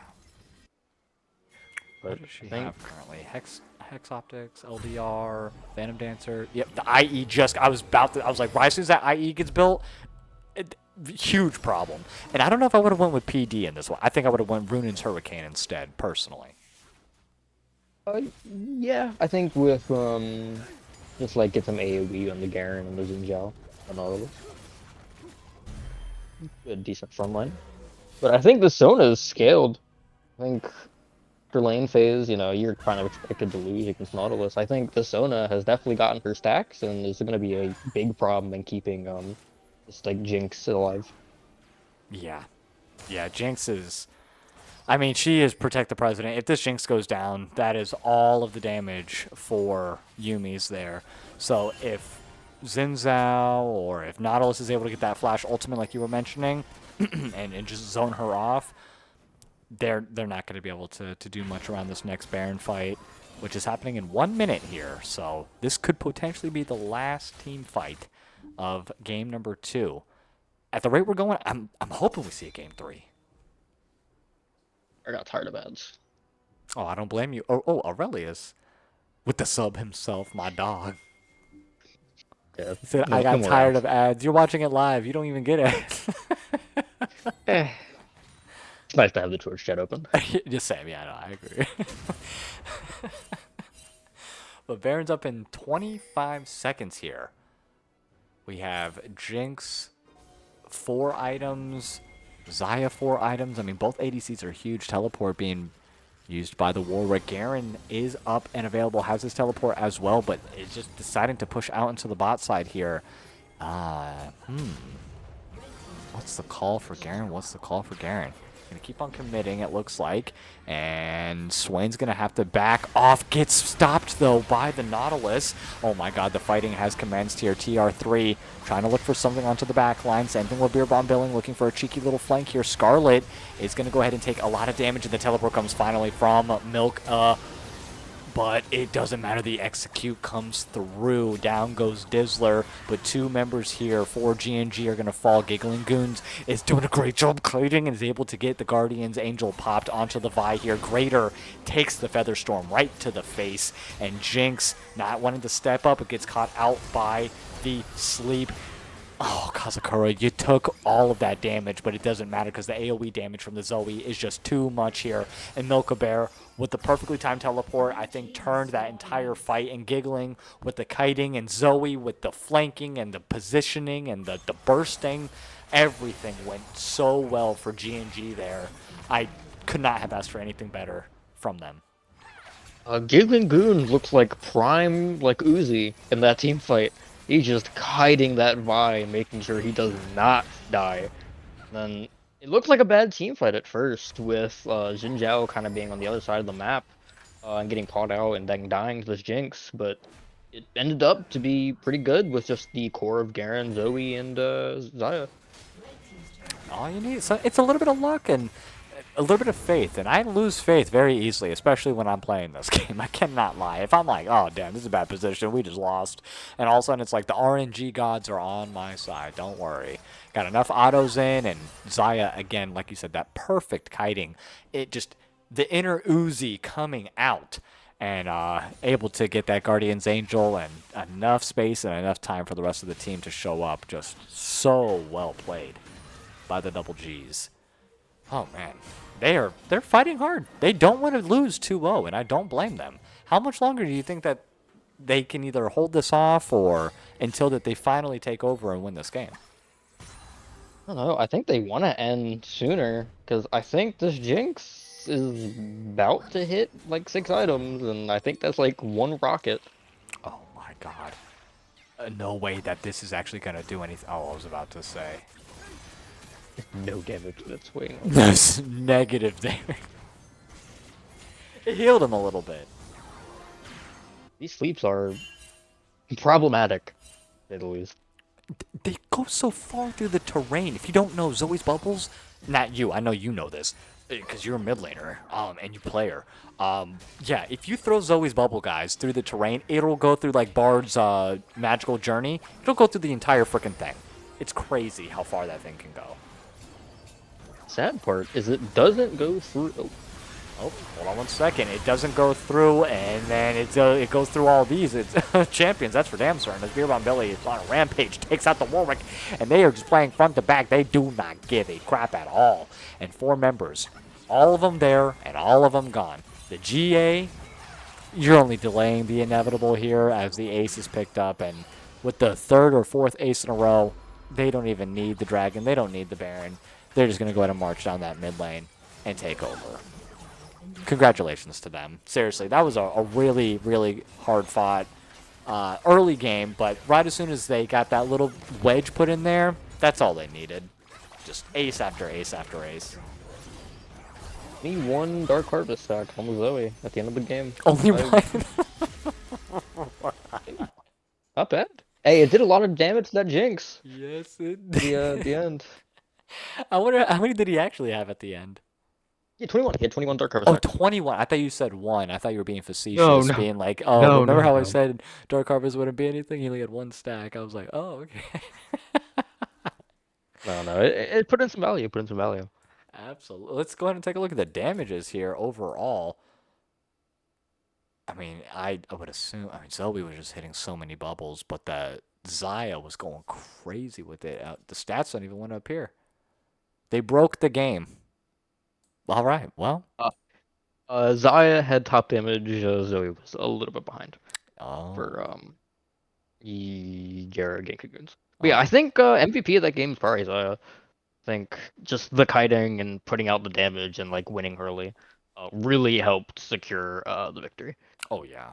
And, I mean, Garen also shutting down Warwick, picking up the early executions, Blade, and just completely negating Warwick for the entirety of that laning phase was also pretty impressive. But I agree. I definitely agree. And we will be getting a game 3, though. So while we get ready for that, do not go anywhere. We're going to cut it to a short little break. But your boy Aurelius and Ryline will be right back.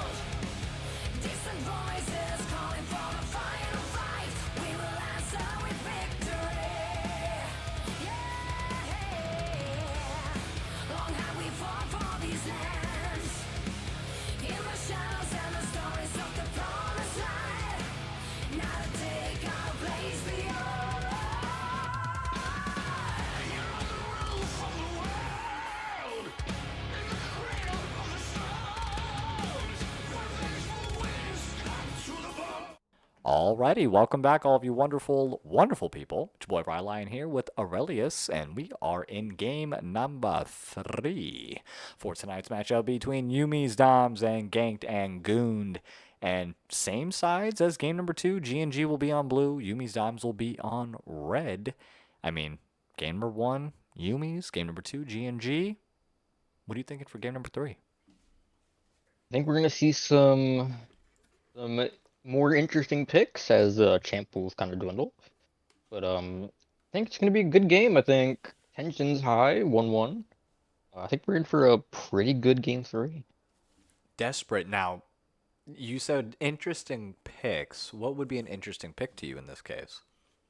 I don't know the champ pools, but I think we're gonna see like as some of like the meta stuff kind of dwindles out that people are like willing to play. We might see some pocket picks like some weird mid laners or some weird supports. We've seen some weird supports in this the tournament series history. Cough cough cough cough. Tiger playing Kazante. Yeah, we have seen some interesting, and you were mentioning one that you did not particularly like going against, or either that Kog'Maw mid. You remember that one? Yeah, that's a freak champ. That's all I have to say. he, he did pose a little bit of a problem, a lot of damage. He went AP Cog too, if I'm not mistaken. That Yeah. was disgusting. Ooh, and Zehen not being banned out in the first round means an instant lock in here for GNG. It's been banned out the first 2 rounds. Same thing with that Zoe, as we saw, it was picked up last time. So Zaheen will be the first lock in, already starting off strong. And then the Olaf, it looks like being hovered, more than likely will be the pick though. There you go. I think I that's going think to be the Olaf Zaheen matchup in top slot. or it could be two junglers. Zahan jungle's been True. is pretty popular.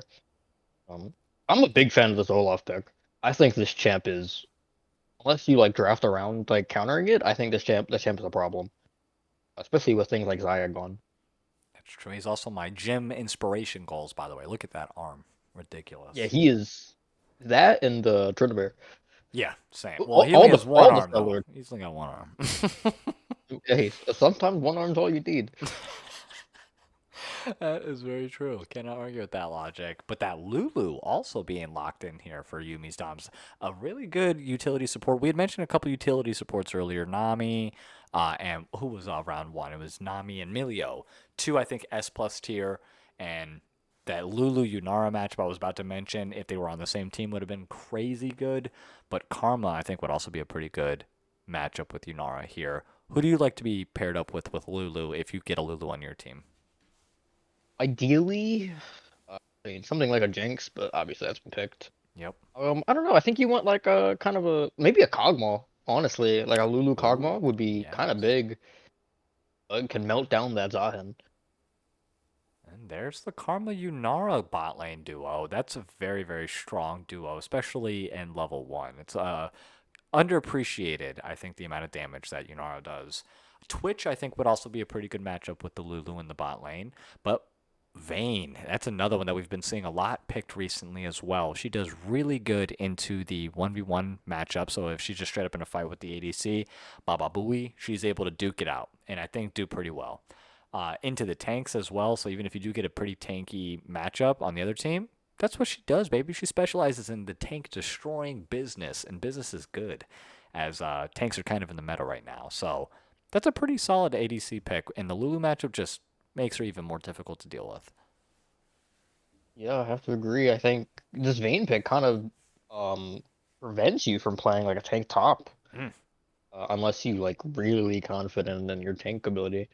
But I think with a Zahen, I think we might see either a bruiser top lane again, like something like this Garen or like a Darius or Renekton even Renekton got banned actually. Yeah. And then we'll probably see like a regular AP mid laner is what I have to expect on the side of Ganked. I mean, they don't have any like Syndra. I think would still be pretty solid, be a pretty solid mid laner for Ganked and Goon. Yumi's Doms right now. Okay, they're not wasting no time. Oriana instant locked in, so they're one. I think you're right. I think it might be an Olaf jungle actually. because that Olaf Oriana combo, he just runs right in, can't be stopped, get a perfectly timed shockwave no matter what. Um, that's just ridiculous. So I could see the Olaf actually being jungle pick The here. game wasn't games weren't streamed yesterday, but there was an Olaf pick, and there's the Syndra you're talking about. There Mm. was an Olaf pick in games yesterday, and the Olaf was the problem, just running down the ADC of the enemy team. Olaf jungle? Top. Ah, Ooh, you like a Volibear. oh, beautiful. And we looks like we have predictions live for you wonderful folks. So let your channel points be spent and heard. Who do you think is going to win game number 3 here between Ganked and Goon and Yuumis Doms? We don't have the complete draft just yet, but I'm liking the draft right now for GNG. I mean, this is pretty solid so far. And Sejuani, I think, is the icing on the cake. Yeah, she's tank, which is kind of what Vayne wants, but she has that lockdown, that hard CC. And for the Master Yi and the Vayne, that's a lot. That's exactly what you need for those two champions specifically. Yeah, I think this Yi might have a problem. I don't like the Yi pick this draft. I think blue team is just has too much CC with like Karma W and the Sejuani. I think it's gonna be very difficult for this Master Yi to play the game. But we'll It will see. be difficult. High risk, high reward play though. If he can get a couple resets and get his alpha strike times, on point to where he's dodging either the roots or, the Sejuani ultis or something like that, might be able to pull it off. Naga has been pretty solid this series all the way through and through, and we saw him on the Viego in game number 1. We saw him on, who was he on game number 2 there? Nocturne Leafer. or no? No, Nocturne was game one. My bad. Who was he in Or game? like Vi. He was on Vi. Vi, thank you. Yep, he was on Vi game 2. We just saw that too, dear God. Yeah, Uh, if the memory is already going. and then Mastery. So it's pretty much in that wheelhouse that we've seen from him in this series so far. And Mastery and Viego pretty similar. Pretty similar. Yeah, I mean, I think they both want to get. Well, one, Yi kind of wants to farm till 6, True. and then you get like your R up. But I think it's two champs where if they get a lead, it's gonna be very hard for the enemy team to play. Yep, just like that Zed and that Viego from a couple of games ago here, and we haven't seen them able to replicate that success since the first game. So maybe this Master Yi might be what they were looking for. But I am inclined to believe that G&G or Ganked and Gooned is going to be winning this series and this game overall. I like their draft a lot more. The Sejuani Syndra, I think is just a disgustingly good mid jungle combo here. If Syndra's able to land a stun, that's just an instant Glacial Prison, and then an execute, obviously, from Syndra right afterwards. So there's a lot, there. Plus the Karma utility on her shielding, her speed boost, they're able to root. It's just, there's so much that they have to deal with. And Yuumis might be able to break through it between the Olaf, like they have a lot of damage output, but they just have no front line at all. Yeah, I think also the Sejuani with the Zahin is really good because the Zahin with like his Q like applying like autoing twice applies the Sejuani passive even faster. Oh. Um, Also, another really interesting thing, because similar to what we saw in the first game with Nocturne versus Zed, when the Nocturne applies Tether, it'll go through if they go untargetable. So the Zed can R, and the Tether will still stay on. Damn. Okay. So which works the same way with Karma pressing W, and even if Yi goes into Q and goes like untargetable, the Tether will stay, and after he leaves, he'll get rooted anyway. Wow. Okay. Well, that's a bummer. The more you know. So he's not 100% safe, but still has some maneuverability here, and it's going to be fun to see how they react. Ganked and Goon just being able to get that mental reset after game number 1 is really nice, and having Beer Bomb Billy join his team back, it kind of was the difference maker, it looks like, between games 1 and 2 here. So now that they have everybody in the right spot and where they're supposed to be, they were able to really execute last game, and the communication was definitely on point as well. But Yuumis Doms, they've been doing pretty well all the way through and through. Game number one was very solid. I'm not quite sure exactly what happened on game two there. But game number three, they have a lot of damage potential output, and if they are able to just snowball a little bit, then I feel like they're able to take this one all the way. But let's go ahead. We have about a minute 45 for the delay to go through, so we are going to cut it to a short little intermission. Hopefully the last one for the evening here, but do not go anywhere. Your boy Aurelius and Rye Lion will be right back.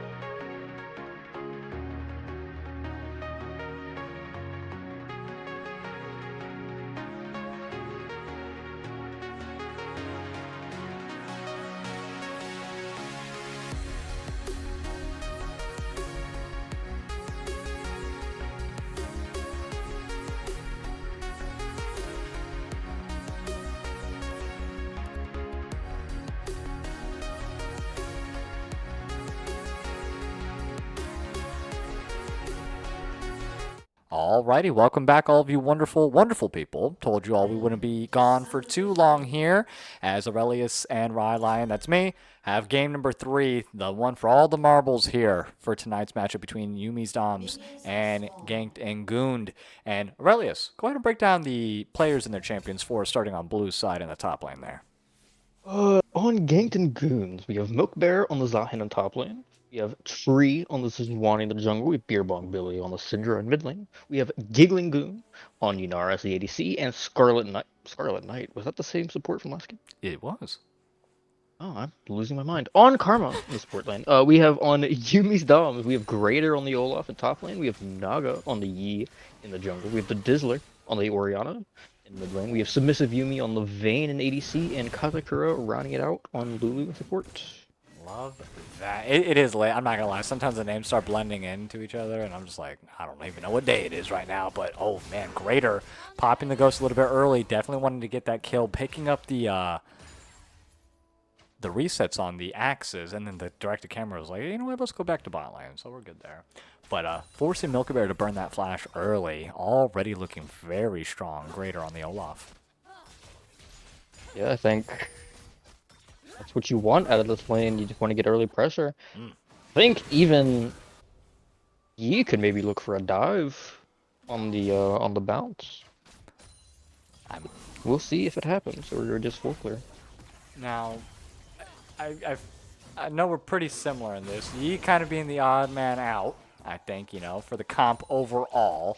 He wants to hard CS, just power farm. From this point forward. Sejuani needs to take advantage of this level 1 through 6, like lack of. It's essentially a 4v5. Yi does not do anything till level 6. So, Greater needs to be punished for being pushed up as far as he is. Oh, I thought that was a really well timed pullback. But, that's what I would be making the callouts for my jungler here if I was on the side of GNG. What would you be calling out, or what do you think is necessary here? I think, yeah, I think you definitely have to take advantage of this early game.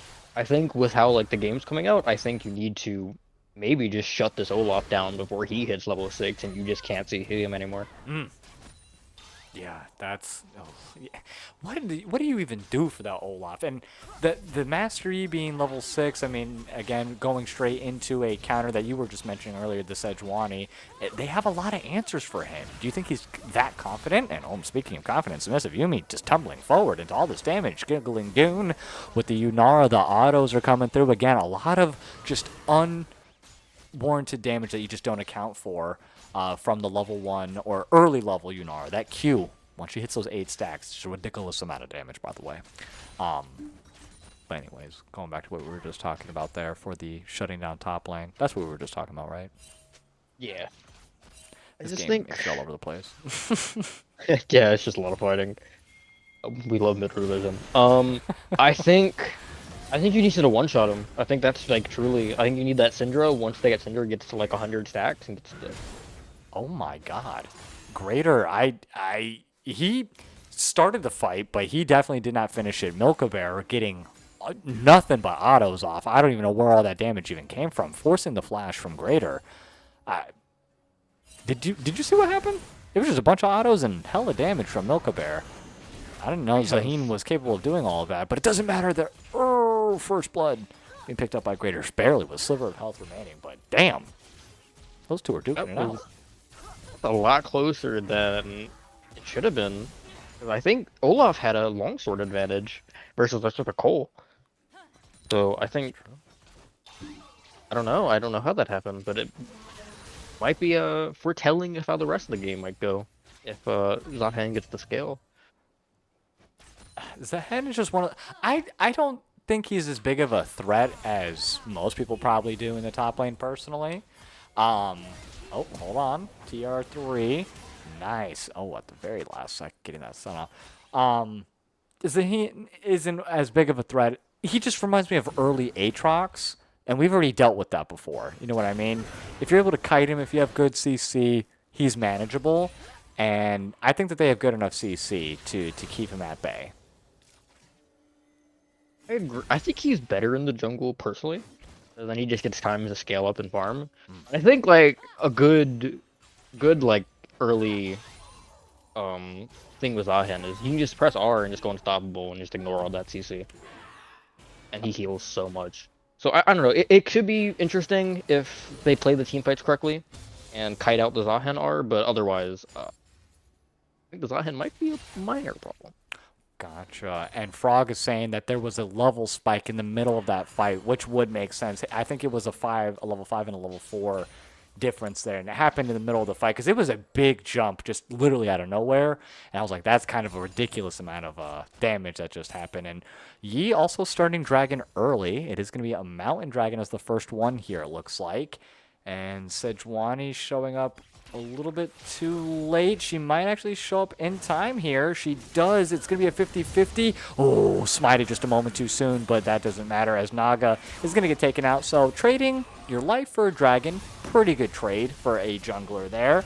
And the fighting will commence in the bot lane. Nice root going to land onto Submissive Yuumi, but Scarlet Knight was not able to get any other follow-up damage from her ADC as Giggling Goon just falling a little bit behind, but evens up on the board now, 1-1. And an early dragon pickup here from Red or Yuumis. Oh, nice shockwave landing on Beer Bomb Billy. Flash is out to get to safety and still has teleport available. Crazy. Yeah, I mean, think it's kind of worth it for this Yi to get early dragons. I think it's kind of criminal they were allowed to get early dragons with how like hard their team scales. I think going one for dragon, I think is kind of worth it. If I had to, if I was on the side of Yumi's Doms. I don't think he.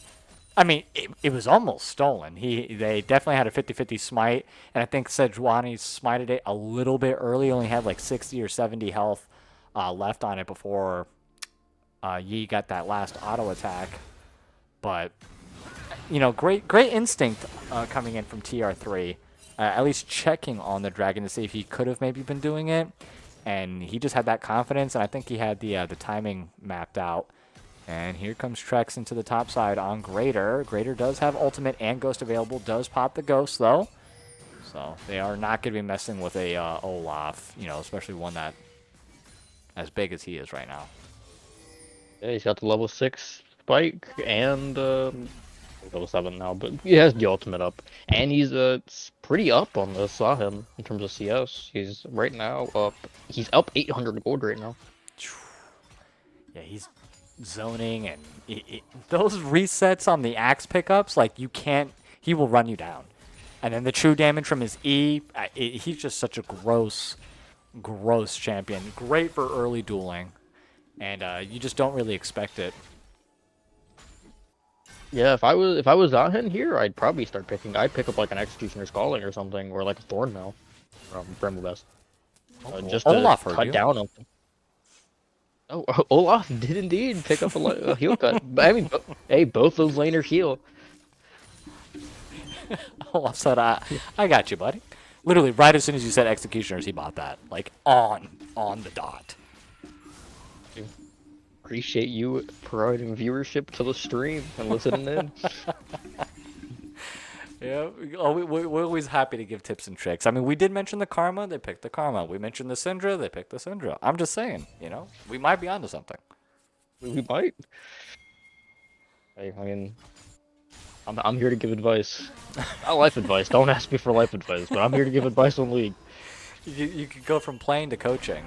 Oh, nice shockwave again underneath tower. Oh, the execute for execute. Both hold on, and both just walk out of there. Barely. They didn't even want to tell each other what happened. Luckily for them, we caught it all on stream. So clip that if you can, guys. Even with a 20 CS deficit, the Syndra is still pretty even in terms of gold. Damn, what has he missed? Every cannon known to man over there? What's happening? I have no idea. It must have been. The lane must be just rough. He is stacking well in terms of his passive. That 57 stacks right now. It's not a bad rate. A lot of damage again. This bot lane are just duking it out. Ulti for ulti. ADC's just traded right there. Kazakura had to flash at the very last moment to get out of the Karma queue. That was in power, or she was definitely going to die there. Right, these guys are just battling it out tooth and nail in every lane. And it's only 1-1 at 10 minutes. We have 2 kills at 10 minutes right now. And it's not from a lack of fighting. No, especially, oh. Yep, a nice 3-man dive onto the top side here. Dizzler with the interesting little roam. As Greater does pick up that kill, so that's going to be the second kill. Yep, picked up for Greater there. The only 2 kills on the team for Red. Mocha Bear is just not having a good time. It's not really his fault. It's just the lane, and he's just get dove. Much counterplay to that. No, and you can't really ask anything else of your team. Like, Syndra's just going to go ahead and push the mid lane, so she's able to get some of the gold deficit that she was behind back on. Got a couple plates there. Got a little bit of that CS gap closed up now. We're only down to about 13 to 15. But that top gap is just growing exponentially now. 0-2 with 48 farm to 2-0, 98 farm counter lane part.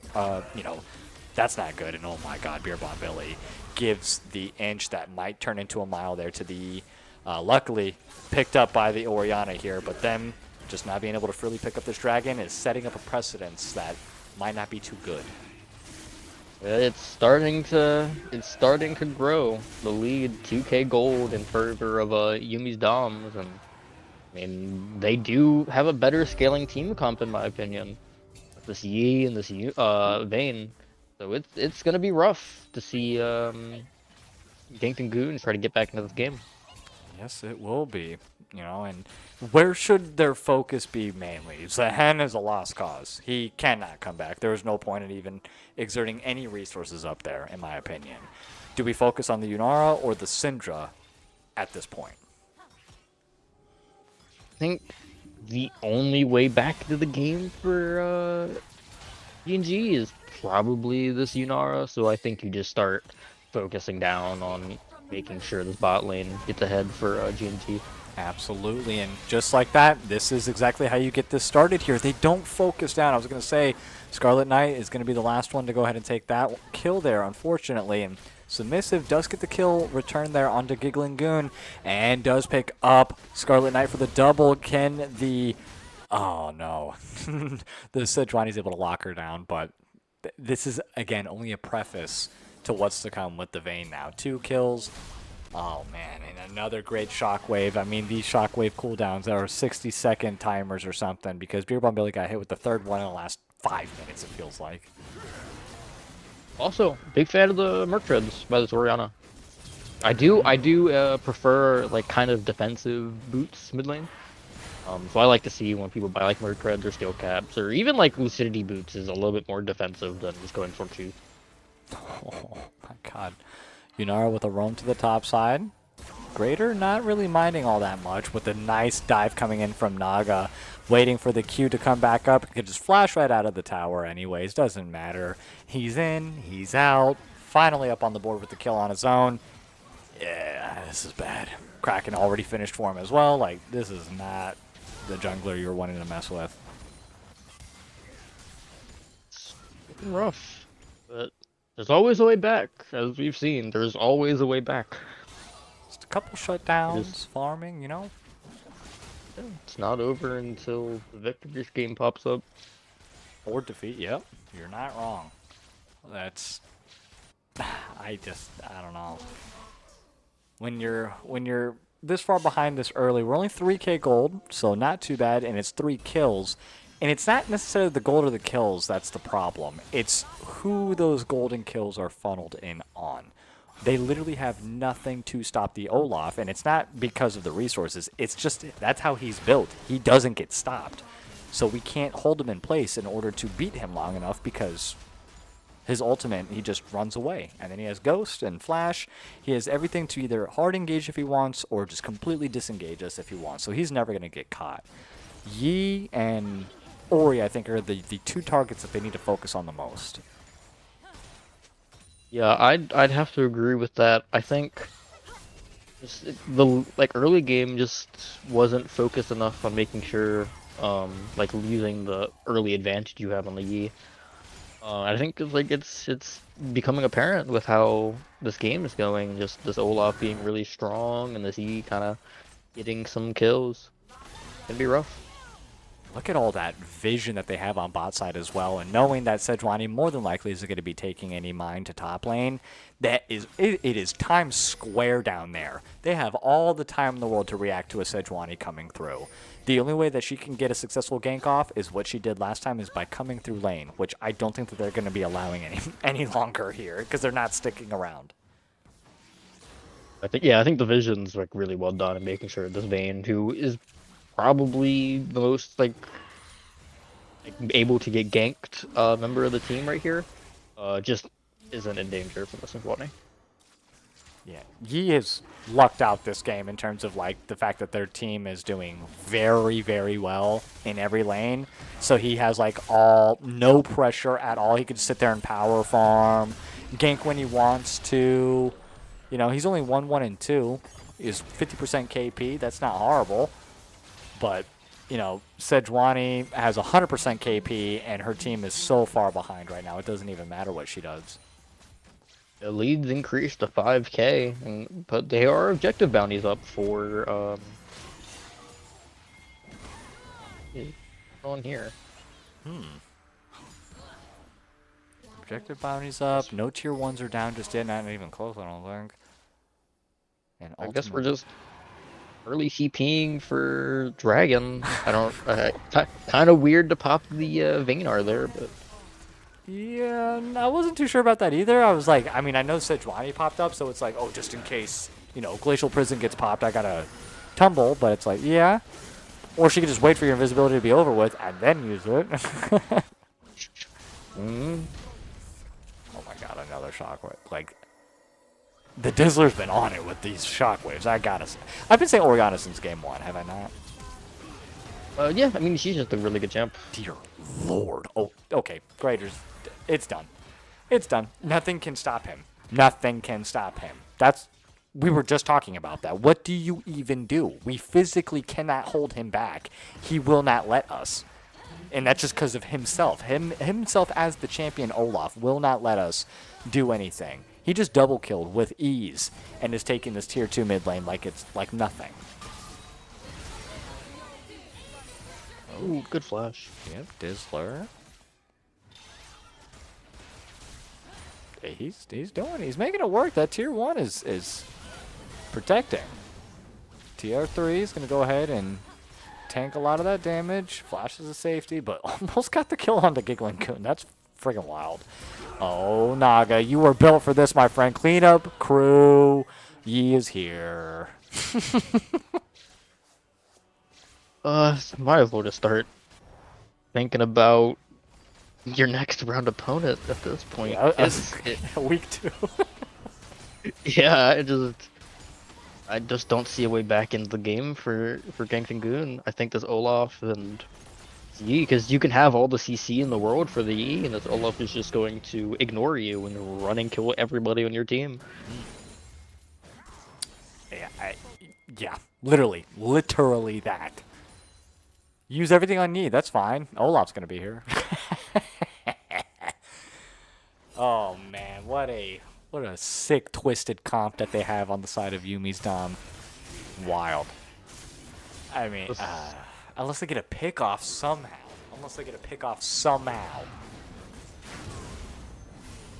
Just don't know who.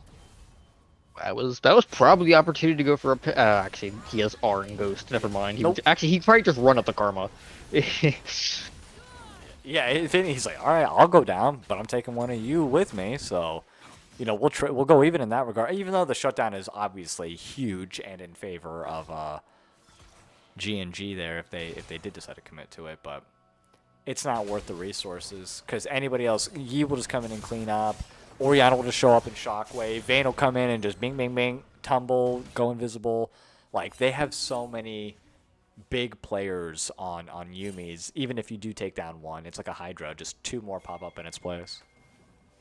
Yeah, I think your only way, even attempting, is just get Syndra to get objective bounties and turn her into Thanos. Okay, Glacial Prison stops the Yuumi, but that Shockwave, get over here Scorpion style. Goodbye, TR3. And hello, Gray Screen. Oh my god, Scarlet Knight, what are you walking into? You think you could just walk into this battle in range of Vayne? You've got a lot of cojones, my friend. But wait, there's the Hen and the Syndra.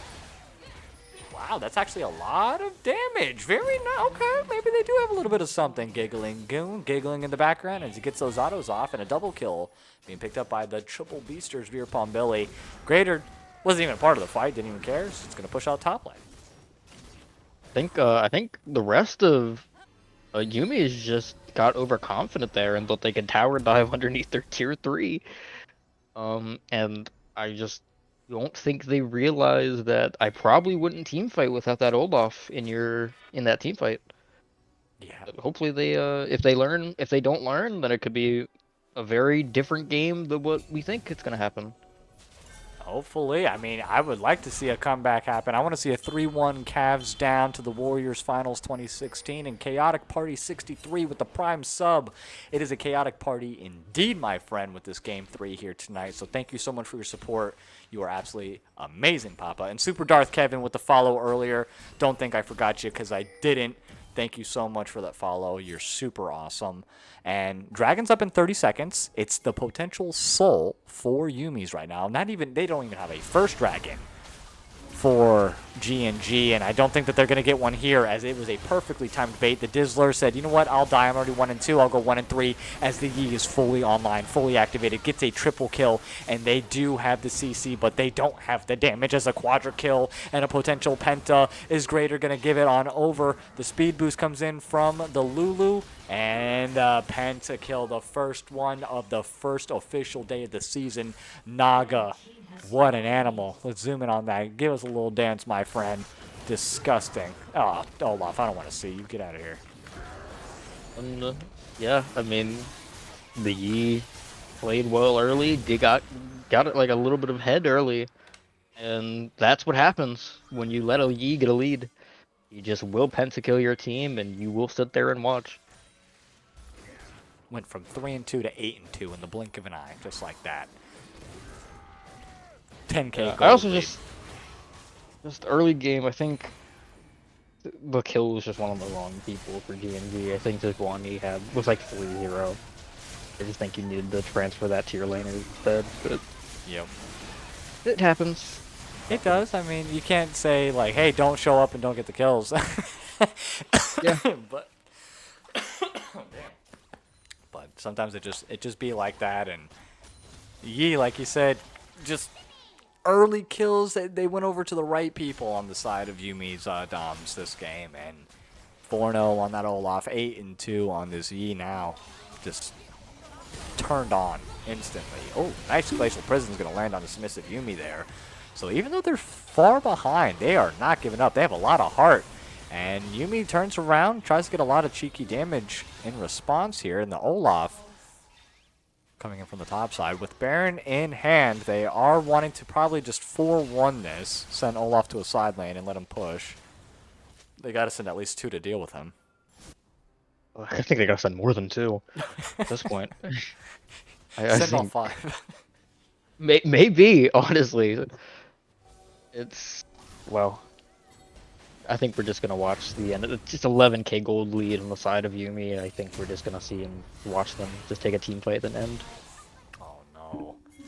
The triple beasters. I thought Dizzler was gonna. Oh, he didn't have ultimate. I was like, oh, I'm surprised no shockwave. He would have if he could have, but could not. Ocean Soul and Baron. It's a tough combo. What's your favorite Ocean Soul to get? Favorite soul? I think Hextech Soul is really good, and I really like it. Cloud Soul is just really fun. Especially when Cloud Soul with a Vayne. You press R, you press Ghost, and you are like 1,000 move speed just dashing around the map. Yeah. I used to hate Cloud, but I think now it's my favorite. I did not appreciate the movement as much as I should have at the time, but now I definitely do. I think Cloud is by far my favorite one. It used to be Infernal for obvious reasons, but now I think that's my least favorite. Damages. Damage is nice, and Olaf, a lot of good looks here happening inside the top lane, able to get down 1 and survives to tell another tale another day, as Naga goes ahead and cleans up and picks up the other 2 kills. Goodbye Zahen, goodbye Sejuani, and goodbye Scarlet, as, oh, never mind, I was going to say the triple kill to go ahead and put the last nail in the coffin for tonight's matchup, but I still think that, the message has been sent. Yuumis Doms. They will go, I believe this is the first game to be split, so I think they will go 1-0. They For their are. matches. Yep, in terms of the standings, it is not the first completed one. I'm actually going to bring that up for you guys to view here. Hold on 1 second. This is for the. That's the upper division. Here's the middle division. Boop. Middle division for you wonderful folks all at home here. As you guys can see, it was Ganked and Gooned versus Yuumi's Doms. Doms did end up winning tonight's matchup 2-1 overall. Circa 22, it looks like beat 3-cost reroll earlier in the week. I don't know if you saw that, but they did 2-0, it looks like, Circa. And then you have your matchup happening, you said when? Tomorrow? No. So my team is Circa 22. Oh, my bad. So we played yesterday. Hell yeah. And then we will play big backs tomorrow Got you. Okay. or Okay. Sunday. Sorry. Got you. All right. So yeah, all right. I see you. I see you. I see you. You have Circa 22 versus Big Backs tomorrow. Stupid. I love these names though. I say stupid in the most lovingly way possible. You guys pick the craziest things sometimes. But Circa 22 already on a 1-0 streak. Hopefully you guys get to verse Yuumis Doms here. Any insight that you've gained from tonight's matchup just watching these two teams? Like, are you interested in versing either one of these two, or out of the two, who are you more interested in versing? Yumi's Dom's jungler seems to be a problem. So I'd be very interested to go against his team and him. Okay. We will see. Hopefully we'll face each other. If not in Swiss stage, then hopefully we'll see each other sometime in playoffs. Absolutely. I mean, I expect to see you guys in the later stages. Anyways, C22 already has history, and you guys have been known to be pretty powerful. We've seen you guys in the last split. And how far did you make it into the play? I believe you guys made it to the finals, did you not? We won. Oh, I'm fucking retarded. All right. Thank you, bro. Oh, you made it pretty far, right? You're like, yeah, we only won the whole damn thing. I'm like, that's right. I was there for that. Jesus Louise. All right. Thank you for that. So we're hoping for a repeat, obviously. Yeah, going back to back would be nice. It'd be a lot of bragging rights, and you're starting off strong 1-0 in the season already here. So, congratulations to you guys on that, and congratulations to Yumi's Doms for tonight's victory over Ganked and Gooned. Very interesting matchup, all the way to a game 3, my dude. I love to see that. I love to hear that as well. You guys are 2-0. Hopefully, for tomorrow's matchup, we see you guys 3 game. I don't want to see you lose, but I just want to see a 3 game series. You know what I mean? 3 games, it's fun, but like 2 games is safe. Fair. When you're playing, you're like, I just want a 2 game at 2-0, move on. And hopefully we do get to see some of that action tomorrow. I'm excited to see you. I know everybody else is as well, or at least see the results that you guys have for tomorrow's matchup. Tomorrow's matchup that's going to be casted, though, is going to be Jenny Mod versus the Purple Caster at 9 p.m. Eastern Standard Time tomorrow. So that is who we'll be casting there. So that'll be a lot of fun. And thank you again, Aurelius, for joining me tonight. It's always a pleasure, and it's nice to see people who are in the tournament cast and give their insights because you play with these people more often than anybody. So it's fun to see the insights in the comments here. Anything that you have to say to the people before we tune out here for the night? No, I was thank for having me on, and appreciate everybody for watching and coming in. Yes, sir. Yeah, thank you so much, everybody who tuned in tonight, and for the constant support that you guys give. The subs, all the Prime subs that went out tonight, all the follows that we got. We're already up to 61 followers, guys. That's crazy. So, we just hit affiliate last week when we started the channel. So thank you to everybody who's constantly tuning in and showing up and showing support. This is just the beginning of the season, guys. We just hit the tip of the iceberg. Plenty of more games upcoming here. But with that being said, we are going to call it for the rest of the evening. I'm your boy Rylion. Aurelius, thank you so much again for tuning in tonight, and the rest of TA for hosting tonight's tournament. But with that being said, you guys have a good evening. We'll catch you next time. Peace. Peace.